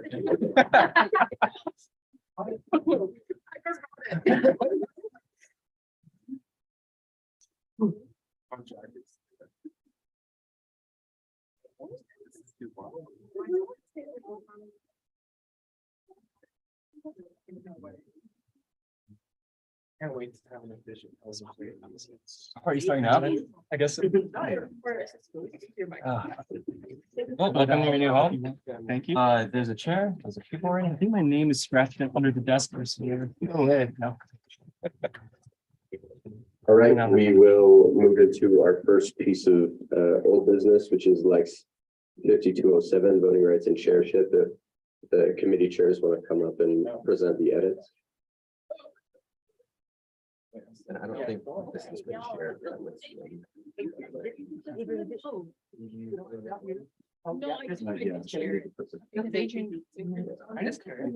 I know, I just realized I did share this. You could keep that.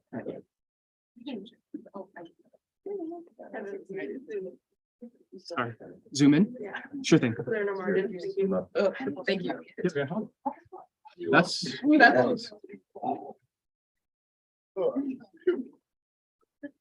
I don't know any of the commands. What do I even? The commands? The command? Sure thing. A little more down. I would- I like it. It's more down there. No worries. There. Yeah. All right, so the changes that were made in the general affairs are kind of sizable. They're the ones in blue here, and we kind of just changed how you could get the voting rights in this position. So we added like it would have to be an additional vote of confidence. Once you are elected, you then go through the vote of confidence. And that they cannot be taken away once granted, but they can be lost in the same events as the senator would lose their voting rights. So like a constituency change or like a resignation from Senate. And the request can be they can request, and this request will be granted once per semester until the voting rights during their chairship have been attained. But beyond that, this was the biggest change, and also the internal affairs can be endorsed. Hi, sorry to interrupt. Can you please share on Zoom, please? Oh. Is that not shared on Zoom?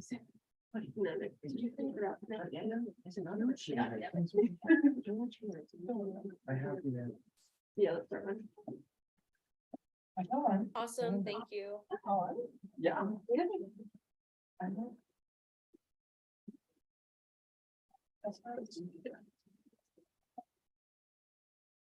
All right, I totally forgot the edits that we made.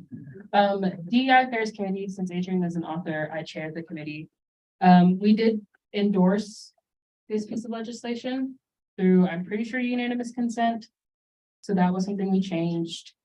We had also updated it to be with like the updated version of the Constitution. So instead of numbers, we updated to letters. Fixing on the third, therefore clause, just instead of just subsection, it's subsection, and deleting all the / resolves that has been left. And I think that was most of the major edits we made.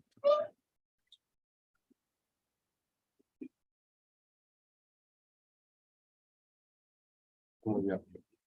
Is it on? Yeah. It should be loud. Hello? Just, yeah, that's working. Okay. Hello, if y'all have any other questions, feel free to, yeah. Like, isn't this your job?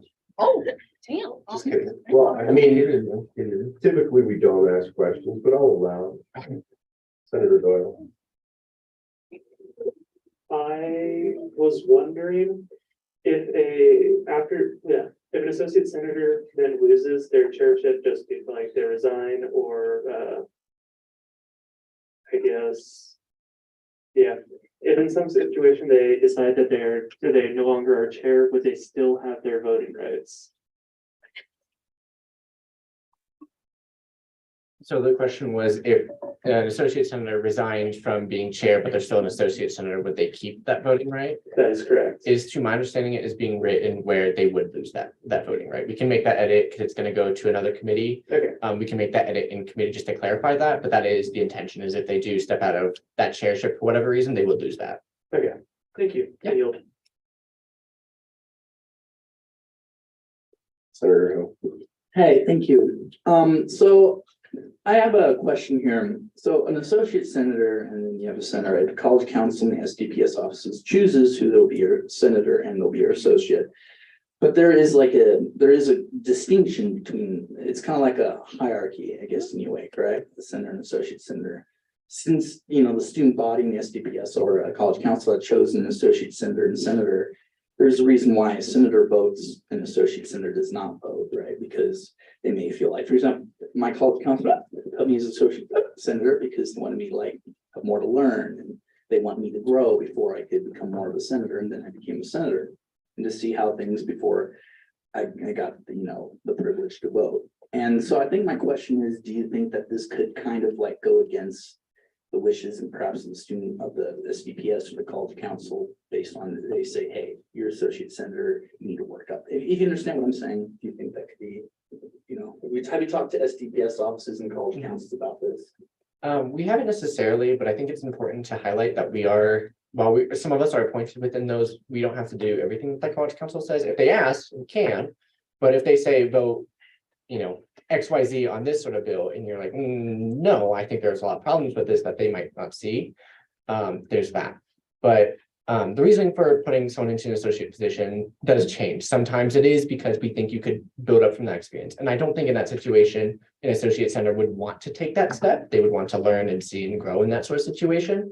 But there are a lot of cases, especially this year within like SDPS offices, for example, is they've had so many folks come in, is they don't have any other senator spots open for them. So they have to get into as an associate, but they still might feel qualified and have that, want to learn that experience as being a chair. There's also a lot of folks who come back from being senators who come back as associates because they still want to be involved, but they might want less of that responsibility, if that makes sense. So it's really a case-by-case basis. I would trust that whoever's running, if an associate senator is running, that they would recognize the additional work burden onto them and would take that at their own discretion. Do you have anything you want to add? Okay. I hope that answers your question. If I need to clarify, let me know. Yeah, and this is a change. This will be elects a change in the Constitution, am I right? Point of information, aren't most of the chairs also elected by the Senate body? Yeah, so at the beginning of the year, all Senate leadership is elected into that position. So when the 52nd Senate was first started, a lot of members were sworn in on that. But that could change right throughout the year as we've seen some folks step down, resign, all the sorts of things for various different reasons. But yeah, that would be Senate elections, not council elections.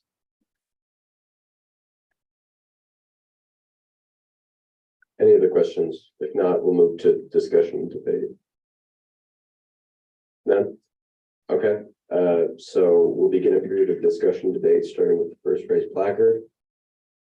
This is whether or not to carry on with the bill. It does need an additional reading. It has to go through committee again. So this isn't the final vote, but it would be the vote to carry through. So discussion. And just a quick point of clarification, I think that's the right one. It would be sent to, my understanding, University Affairs Committee next, because it's been through internal and DEI. Okay. So if folks still have questions about it, Fridays 2 to 3, so plug. Senator Dinson. Yeah, basically, that's the point I was gonna make was what Sammy said, so I moved to previous question. Okay, all those in favor of ending the discussion debate period and moving it to a voting period, say aye. Aye. All those opposed? Abstentions? This passes unanimously. So we'll vote on this. The default voting method, I believe, is placard on second reading unless someone wants to make a motion for a different form of voting. Yeah, Senator Doyle. I motion for unanimous consent. Is there any dissent to that motion? I dissent. Okay. I motion for a voice vote. Okay. All those in favor say aye. Aye. For that motion, by the way, let me clarify that. So all those in favor of doing this by a voice vote, say aye. Aye. Against, abstentions. Okay, so this is the actual voice vote. All those in favor of sending this piece of legislation off to its last committee, Universal Affairs, say aye. Aye. All those opposed? Abstentions. All right, this will be sent to University Affairs. Or personal privilege, I don't remember my committee being universal. Did I say? You said universal. Sorry. Well, I mean. I thought it was funny, certainly, but it's okay. Oh. Also, y'all, point of order, I'm really not trying to be annoying, but please call your peers by their respective titles as they have earned them. I know it's really easy to slip, especially since a lot of y'all are friends. But please, in this space, call your peers by the respective title that they have earned. Thank you. So now we'll move on to our new business, Bill 5214, the financial visibility bill. If the author of that wants to come up and present it.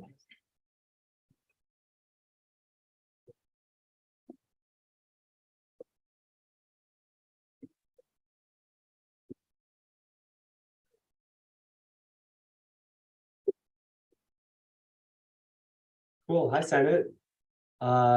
This is my bill. What do you want me to do with this? So I guess, first I'll ask the parliamentarian to read it in abstract, and then we'll go from there. Okay. Is there a number for it? It is 5214. Bill 5214, Financial Visibility Act. Abstract. This bill aims to provide financial visibility to senators and their constituents. So if you, Senator Chandler, if you just want to go over why you wrote this bill, things like that. Absolutely. So I had this idea a couple weeks ago. We've had a few funding bills in the last couple months maybe. And it just kind of hit me that I have no idea how much money Senate has and how much we have spent. And so I thought that having a way to kind of easily access that would be beneficial to us and to the students of CSU. And so that's kind of the idea of this bill. I know that I found out a couple days ago that we do have a list of the money that we've allocated and the money that we have left. But I've been in Senate and I didn't know about that. And so I can tell you confidently that nobody on CSU's campus would know how to access that. So mainly the idea behind this is just to have that kind of visibility and have students be able to see what Senate spends money on. Thanks. I'll do some initial questions, but you could hash the rest out in committee. Senator Kelly. Yeah, so whose responsibility is it going to be to update and make this information visible? Is it going to be the parliamentarian or the budgetary? It would be the parliamentarian with being assisted by the Budgetary Affairs Committee chair. So both. All right, thank you. I do. Thanks, Chair Trout. Do you know if this would be in its own separate part of the website, would be under the Senate subsection of the website, on like the front page of the website, roughly, do you know where that would be put? I mean, I guess I didn't say that specifically in the bill. So I guess that would be up to the parliamentarian, up to the Senate body, maybe. I would suggest putting it in the Senate section because that seems like it would fit the best. Okay. Thank you. Any further quick questions? Yes, Senator Wright. Do you want to update? I totally think this is a great idea, first of all. But do you want to put past things that we have done in this space and before, or is it just like from here on out updating on the website? Does that make sense? Can you specify that a little bit? Like everything that we're doing from this point on, is that going to be on the website, or do we because we want to have everything that we talked about, like everything that we've done before, like it just in general, like, are we gonna do a whole update? We archive everything for the accessibility on this website that we're gonna put up website, but the part of our website that we're gonna add, or everything from this bill on? So I think that having the bills that fund some stuff with Senate's money of the 52nd Senate, I think would be good to have on that. So all of the bills that we have passed in the Senate. But if the body wants to have bills of all of the kind of funding that we've passed in the past Senates too, that's something that we could talk about. Thank you. Thank you, Chair Ritter. I yield to redundancy. Thanks. Thank you. Any other questions? All right, seeing none, I will send this to the Budgetary, Internal Affairs, and DEI committees.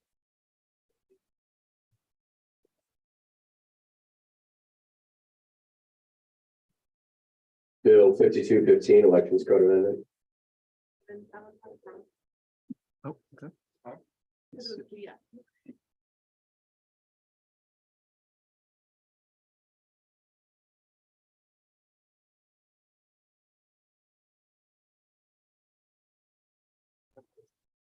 Hello, everyone. I'm Grace Newman. I'm the elections manager. If I haven't, it's fun to meet you. Very nice to meet you.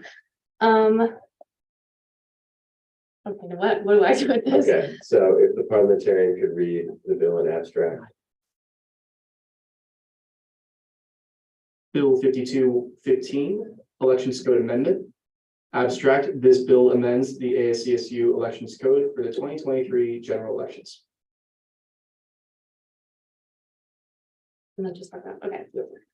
All right, so the committee and I spent some time reviewing the current election code and thinking about some things that need to be updated. So this bill is really just some minor adjustments that we think would help the process for this 2023 election cycle to go smoother for the committee and the candidates. So the main things that we changed were in section 11, where it talks about violation hearings, we added a plea for violators so that if they do plead guilty, then we just don't have to go through the whole violation hearing process, saves everyone time.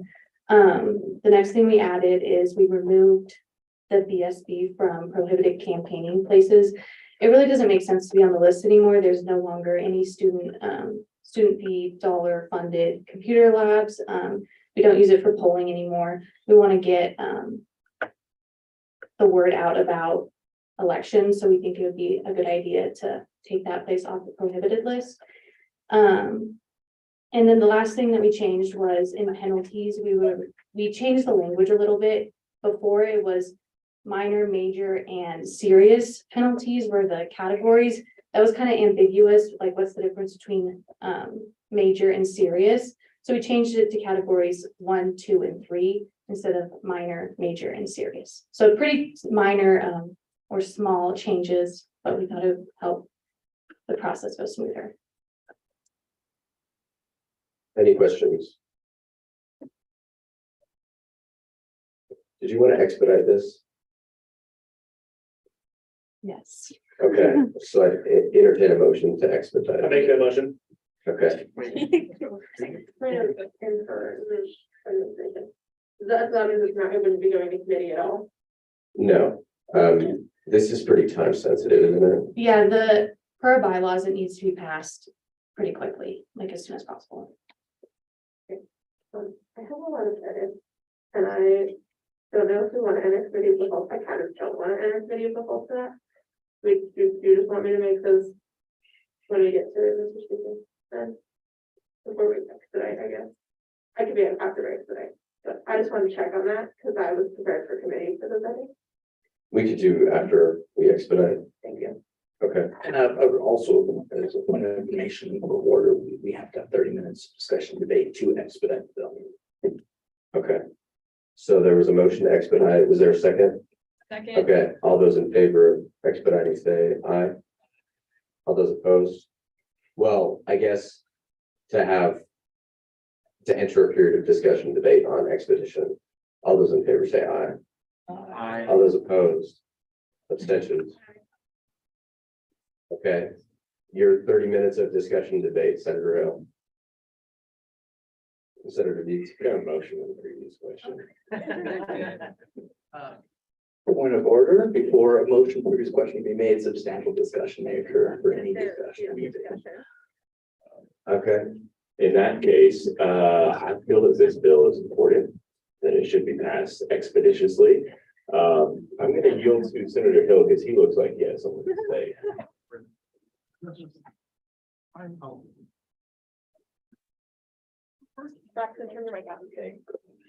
I'll wait for my turn. I'll just putting my black book to say that. Quick order then. Substantial discussion only needs to occur when there is discussion to be had. Seeing as the person who wanted the discussion doesn't have any discussion, I move to previous question. So I have a discussion. I'm saying that. Okay. I would not like to, I would not expedite this bill because, you know, I think there are a lot of edits that need to be made for this bill in committee. And I think that the time and process to make, I'm usually not a big fan of expediting any bill. And I do, especially when it comes to campaign and election stuff. So I was really highly opposed the vote to expedite it. I would counter that by saying that this being about the topic of elections is all the more reason to expedite it, seeing as elections are coming up very quickly. And last election season, we only had 7% turnout. And we want to boost that as much as possible. Thank you. Senator Vincent, did you have something? I did, yeah, so obviously I'm on the elections committee, so I have a bit of an input here, but per our bylaws, we have to get this passed 1 week before spring break, and spring break is 2 weeks away, right? Yeah, exactly, so we do have a very limited time. I agree that some changes could be made. Definitely, it's not a perfect bill, but yeah, the time crunch is very real. We would even have to suspend our bylaws, or none of these changes would go through, and most of these changes are very, very minor that wouldn't really have any implication on the actual election process in any major way.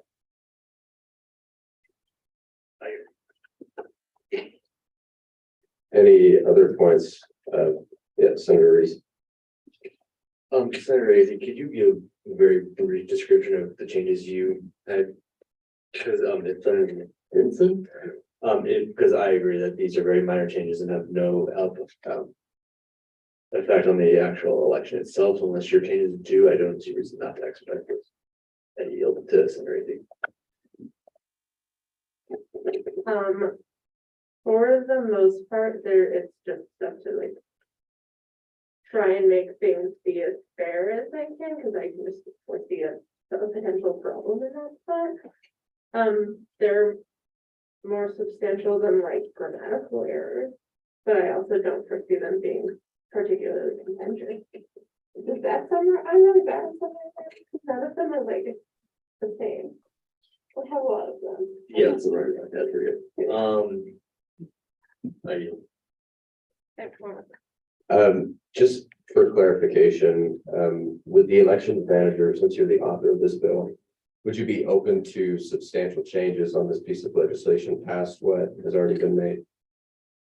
So this amendment is just, the scope of it is to just make the process easier for everyone. At the end of the election cycle, the whole committee plans on going into a more depth like comb of the code, and we're going to change a lot more just because of the time crunch right now. This is the scope that we set. So it'd be my preference not to change it drastically, just because I wasn't anticipating this to be controversial. We can come to that later after the election when we have a little bit more time. But as of right now, this is like the scope that I've set out. I understand that as the author will reject changes that are substantial. Senator Ady, did you have something? Yeah, let's figure. I hate to say that, but the Senate can overrule the author with the 2/3 vote on any changes. You have the 2/3, yeah. Yeah. I'm hoping not to make substantial changes that are like problematic. Becoming a problem in my life. Can I say something? Yeah. Would you be open to like collaborating when we change it later down the road and let these pass? On some of them, yes. Some of them I think are important to be able to like be applicable to. After. Like my ones that are like, make sure that the elections manager and the elections committee are gonna be not problematic. I can skip those. I'm not worried about that. Other stuff is where I would rather like make sure that it's really gonna happen. So trying to make a happy compromise here, understanding that this needs to get Zoom. University Affairs Committee meets Fridays 2 to 3. I can put this on the agenda really, really quickly for University Affairs. So we would have time to look over it. So sometimes if there want to be changes that can be had, and Senator Vincent is my vice chair, so he would be able to be involved in those conversations as well if he wouldn't be able to make it. Is that a compromise that could be good? Would it still allow the bill to be passed? Or would it still fall within our time frame of, I'm not sure quite how that process works. As for the better, I'm taking my time back. Can we table this bill to just after the next one that's on, because there's one more on the agenda? This is there. Okay, well, because I was trying to say, can we just get 10 minutes and I can talk to you in the back, and we can talk about it, and then we can come back. I don't know how to work that out, because we don't know the other bill. We're kind of in the middle of the session, Yeah. so. I still just don't understand what major changes we're even talking about. You want to look at my computer? You want to come over there? I motion for a 5-minute recess, Mr. Speaker. Is there a second? All those in favor of a 5-minute recess, say aye. Aye. All those opposed, abstentions. I'm gonna save you back at 10:05. Okay. That's fine.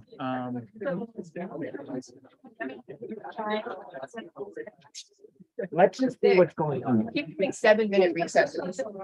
I know, because like typically that's what it takes us.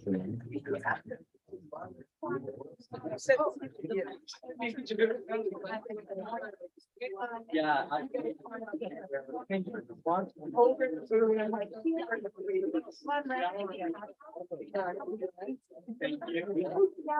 Well, no. See you today. I was.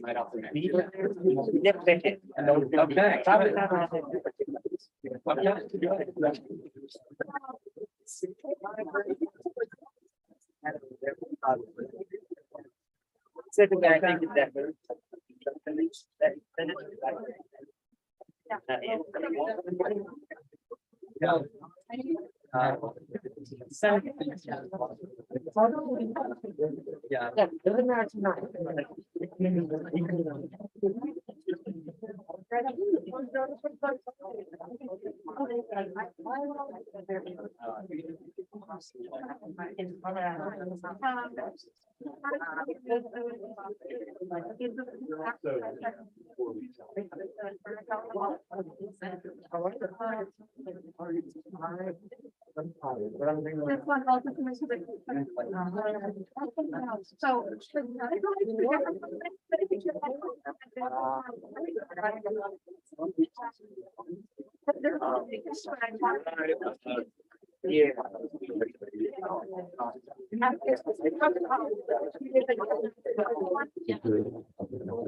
Yeah, so the main person there, his name is something Anders Friendstad or something. Okay.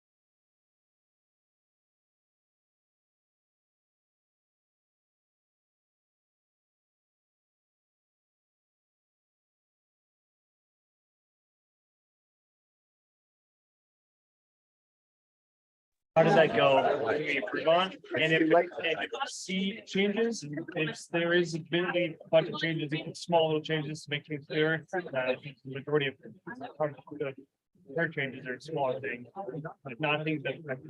So I think.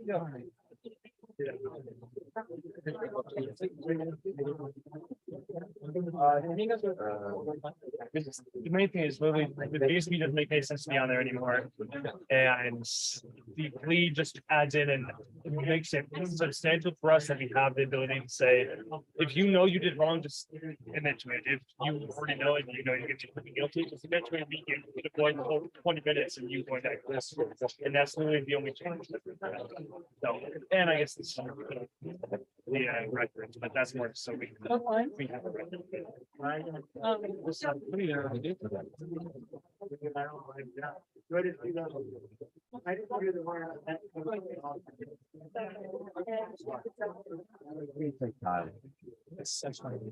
Well, that's. Yes. So I'm looking at our this is yes, 37. Then it doesn't matter. Anything with inside the LS here. Nick, isn't all this? Yes. Yeah, what's it's in the LSC that one change. Oh, LSC. This doesn't have any. That's I see that. I don't know why.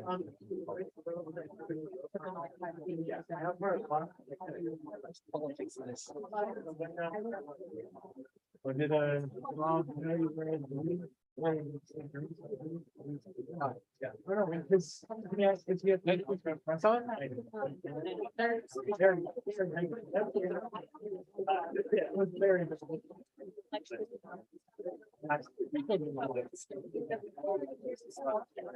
So with the building, there's a building right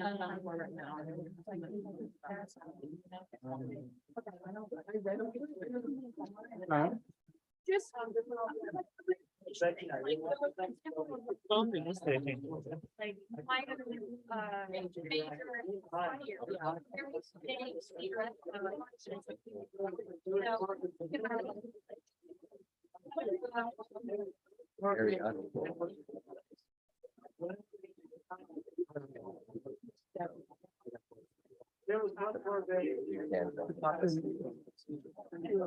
No, and then, no, this is my humor. This is my, how do I? There's no combination. Yeah, we talked about commercial groups.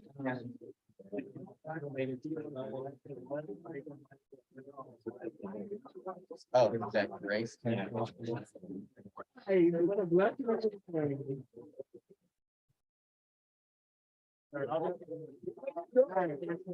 going to ignore you. No.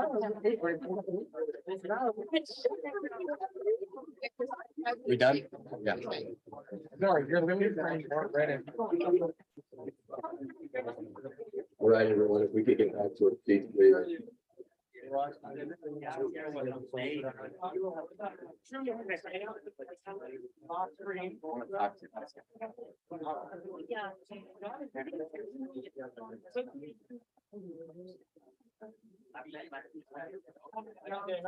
Right, everyone, and as a reminder, we have 35 minutes left on the conference clock. If you want to describe what that conversation was just about, that would be fantastic. All right, so we kind of came to an agreement that we would put a lot of that language in later, and for now, I'll put out chair orders or put it into our bylaws so that this election will be run in certain ways. A lot of it is just like adding an etc. to an end of a list of like passive campaigning materials you can use. So a lot of it, again, is like pretty minor changes, important changes, but something that can be just made like as a norm for this election and then put into the code at the end of it. So I think we've come to an agreement as of right now. So what's happening as far as this piece of legislation moving forward? Voting on. You're voting on it as is? there is still someone on the speakers list. Right. Just wanted to make sure you're back on that. Yeah, there is Senator Kelly and then Senator Lowe. Did you have something or no? Okay, Senator Lowe. Hi, y'all. So I know it's late and I'll make this quick. I am strongly opposed to expediting this piece of legislation for multiple reasons. The first one is that this has not been given to committee. There are 2 committees that meet on Friday. So even with the close deadline, it would have a chance to go through committee. Second, being like the compromise that it will be put in at the end or for next election is also not very equitable to this election and the people who will be running this year. So I want to strongly encourage voting against expediting this piece of legislation. Furthermore, a lot of these changes might seem small or incremental, but it has only been reviewed by the elections committee and not by anyone in ASCSU. And committee also gives a chance for people who don't necessarily participate in Senate members from the student body to come and be present and have a voice. And so it's more equitable for all of our constituencies to send this through committee. Thank you, I yield. Thank you, Senator Wright. Hi there, everybody. I'm also on the elections committee, so I have had a little bit of a firsthand experience with Grace helping out with this. I don't know if everyone's read the elections code, but let's just say there's a lot of work that needs to be done on it. And this is just kind of the start of a massive iceberg of overhaul that needs to be done. I understand that in expediting things, it should only be done in a manner where it's absolutely necessary. I believe that this is the case, considering the time constraint that we're on. I think that it's fair to our constituents that we have a smooth elections, even if that just starts with a small piece of clarification, even if that just starts with adding the BSB. These are all things that are meant to improve the elections process for the candidates, for the committee, and for the students. So I highly, highly urge that we all vote to expedite this. Thank you, I yield. The last thing I would add is that I would encourage, if you are a candidate or you're working on a campaign, to abstain from this. Additionally, I would also ask that you try not to make substantial edits that would benefit your candidate of choice. It's something regarding fairness, and I think that's important. We want to make sure that ASCSU, our Senate, is actually representative of the student body. And so please keep that in mind and how you vote tonight if you choose to. Thank you. Chair Salazar. I just have one suggestion. I've been going through my head and thinking about all this stuff. Legislative cabinet has the authority to approve a bill that's past the deadline to put it onto the agenda next week or all this stuff. I don't know how most of it works, but I would really like it to come to my committee because I think there's a lot of opinions that deserve to get reflected on that. So if you could take that into consideration, I'd really appreciate it. But yeah, because I know myself and Chair Charles committees on Friday, and yeah. So another point, I will be out of town on Friday. I'm going to tour law school, so I will not be here on Friday. So this is why it's like pretty pertinent that it gets done this week. Point of order. We don't have a meeting set up on Monday at noon. So if y'all want to talk about it, maybe let's talk about it. Because I'm gonna go, I will be at Wednesday, sorry. But I'll be at university and I will be at DEI and I can take notes, then we can talk about it in our meeting at noon. And we can do chair orders and stuff. So we can also talk about it. Point of, okay, there's a lot of mics on.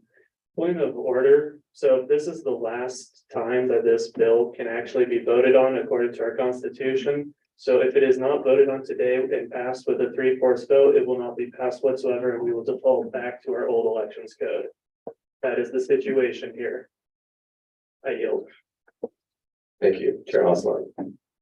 I motion the previous question.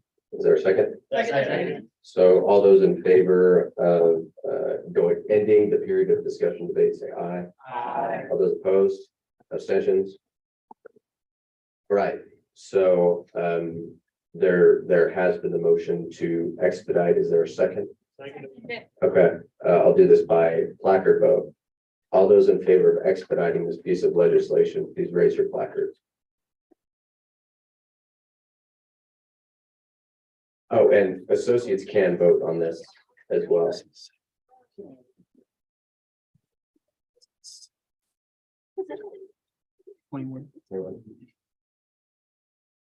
How many on Zoom?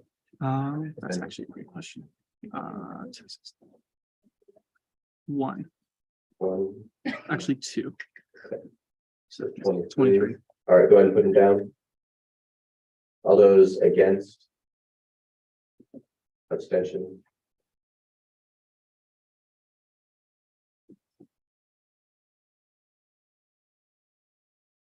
Yes. What is that? 20, it's actually 22. Senator Lau, what is against, so. Okay, 22 to 1 to 7. So with a vote of 22 to 1 to 7, this motion to expedite passes. Can I interrupt for a quick point of order? Under the Constitution, section 103, the member clause, an executive official is not to hold two positions in the ASCSU. And George or Director Garcia is the vice chair for electoral committee.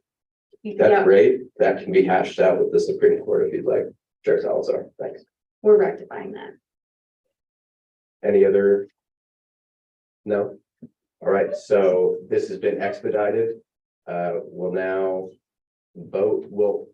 What we'll do is we'll do discussion debate on this, obviously, and then vote on it. So discussion debate with the first race placard, if any.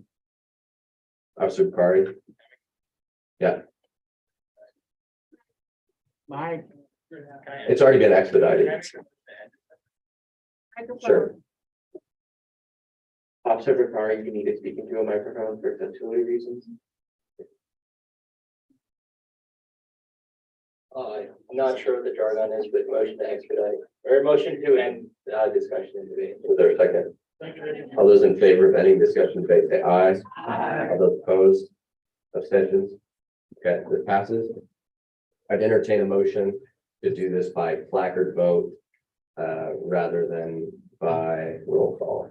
I make that motion. Do you want to second it, Senator Boyle? Second. Okay, so all those in favor of doing this by placard, say aye. Aye. All those opposed, abstentions? Okay. We're now voting on the big kahuna. So a yes vote means that you want this bill passed, a no vote means you don't, and an abstention means you couldn't care otherwise. Okay, so all those in favor of passing this, please raise your placards. And for clarification, everyone can vote on this or just senators? Only senators. Yeah. Mhm.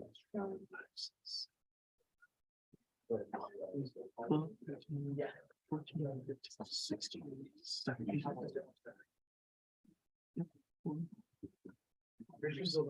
Yeah, we got, so, yeah, and. Yeah. You're missing two. You see 17? That's what I had down. I see 18.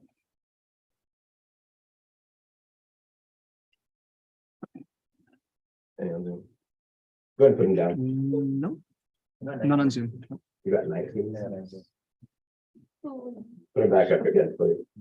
Sorry. This is in favor, right? Yes, this is in favor. This is in favor. An associate can vote if you're filling in for a senator.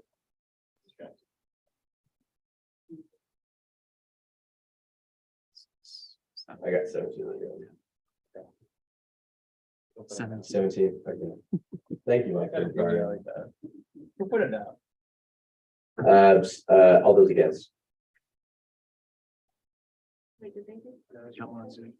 one against, on Zoom. Abstentions?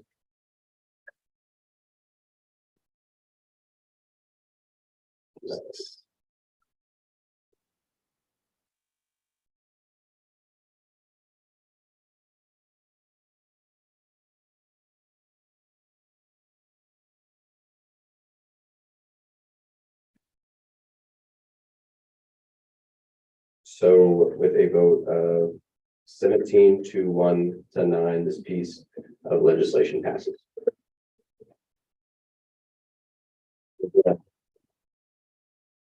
Motion to add Constitution Caucus amendments to the agenda. Because it needs its last vote. Seconded. Okay, was it sent in with the weekly email? Nope. No. Too long. Right.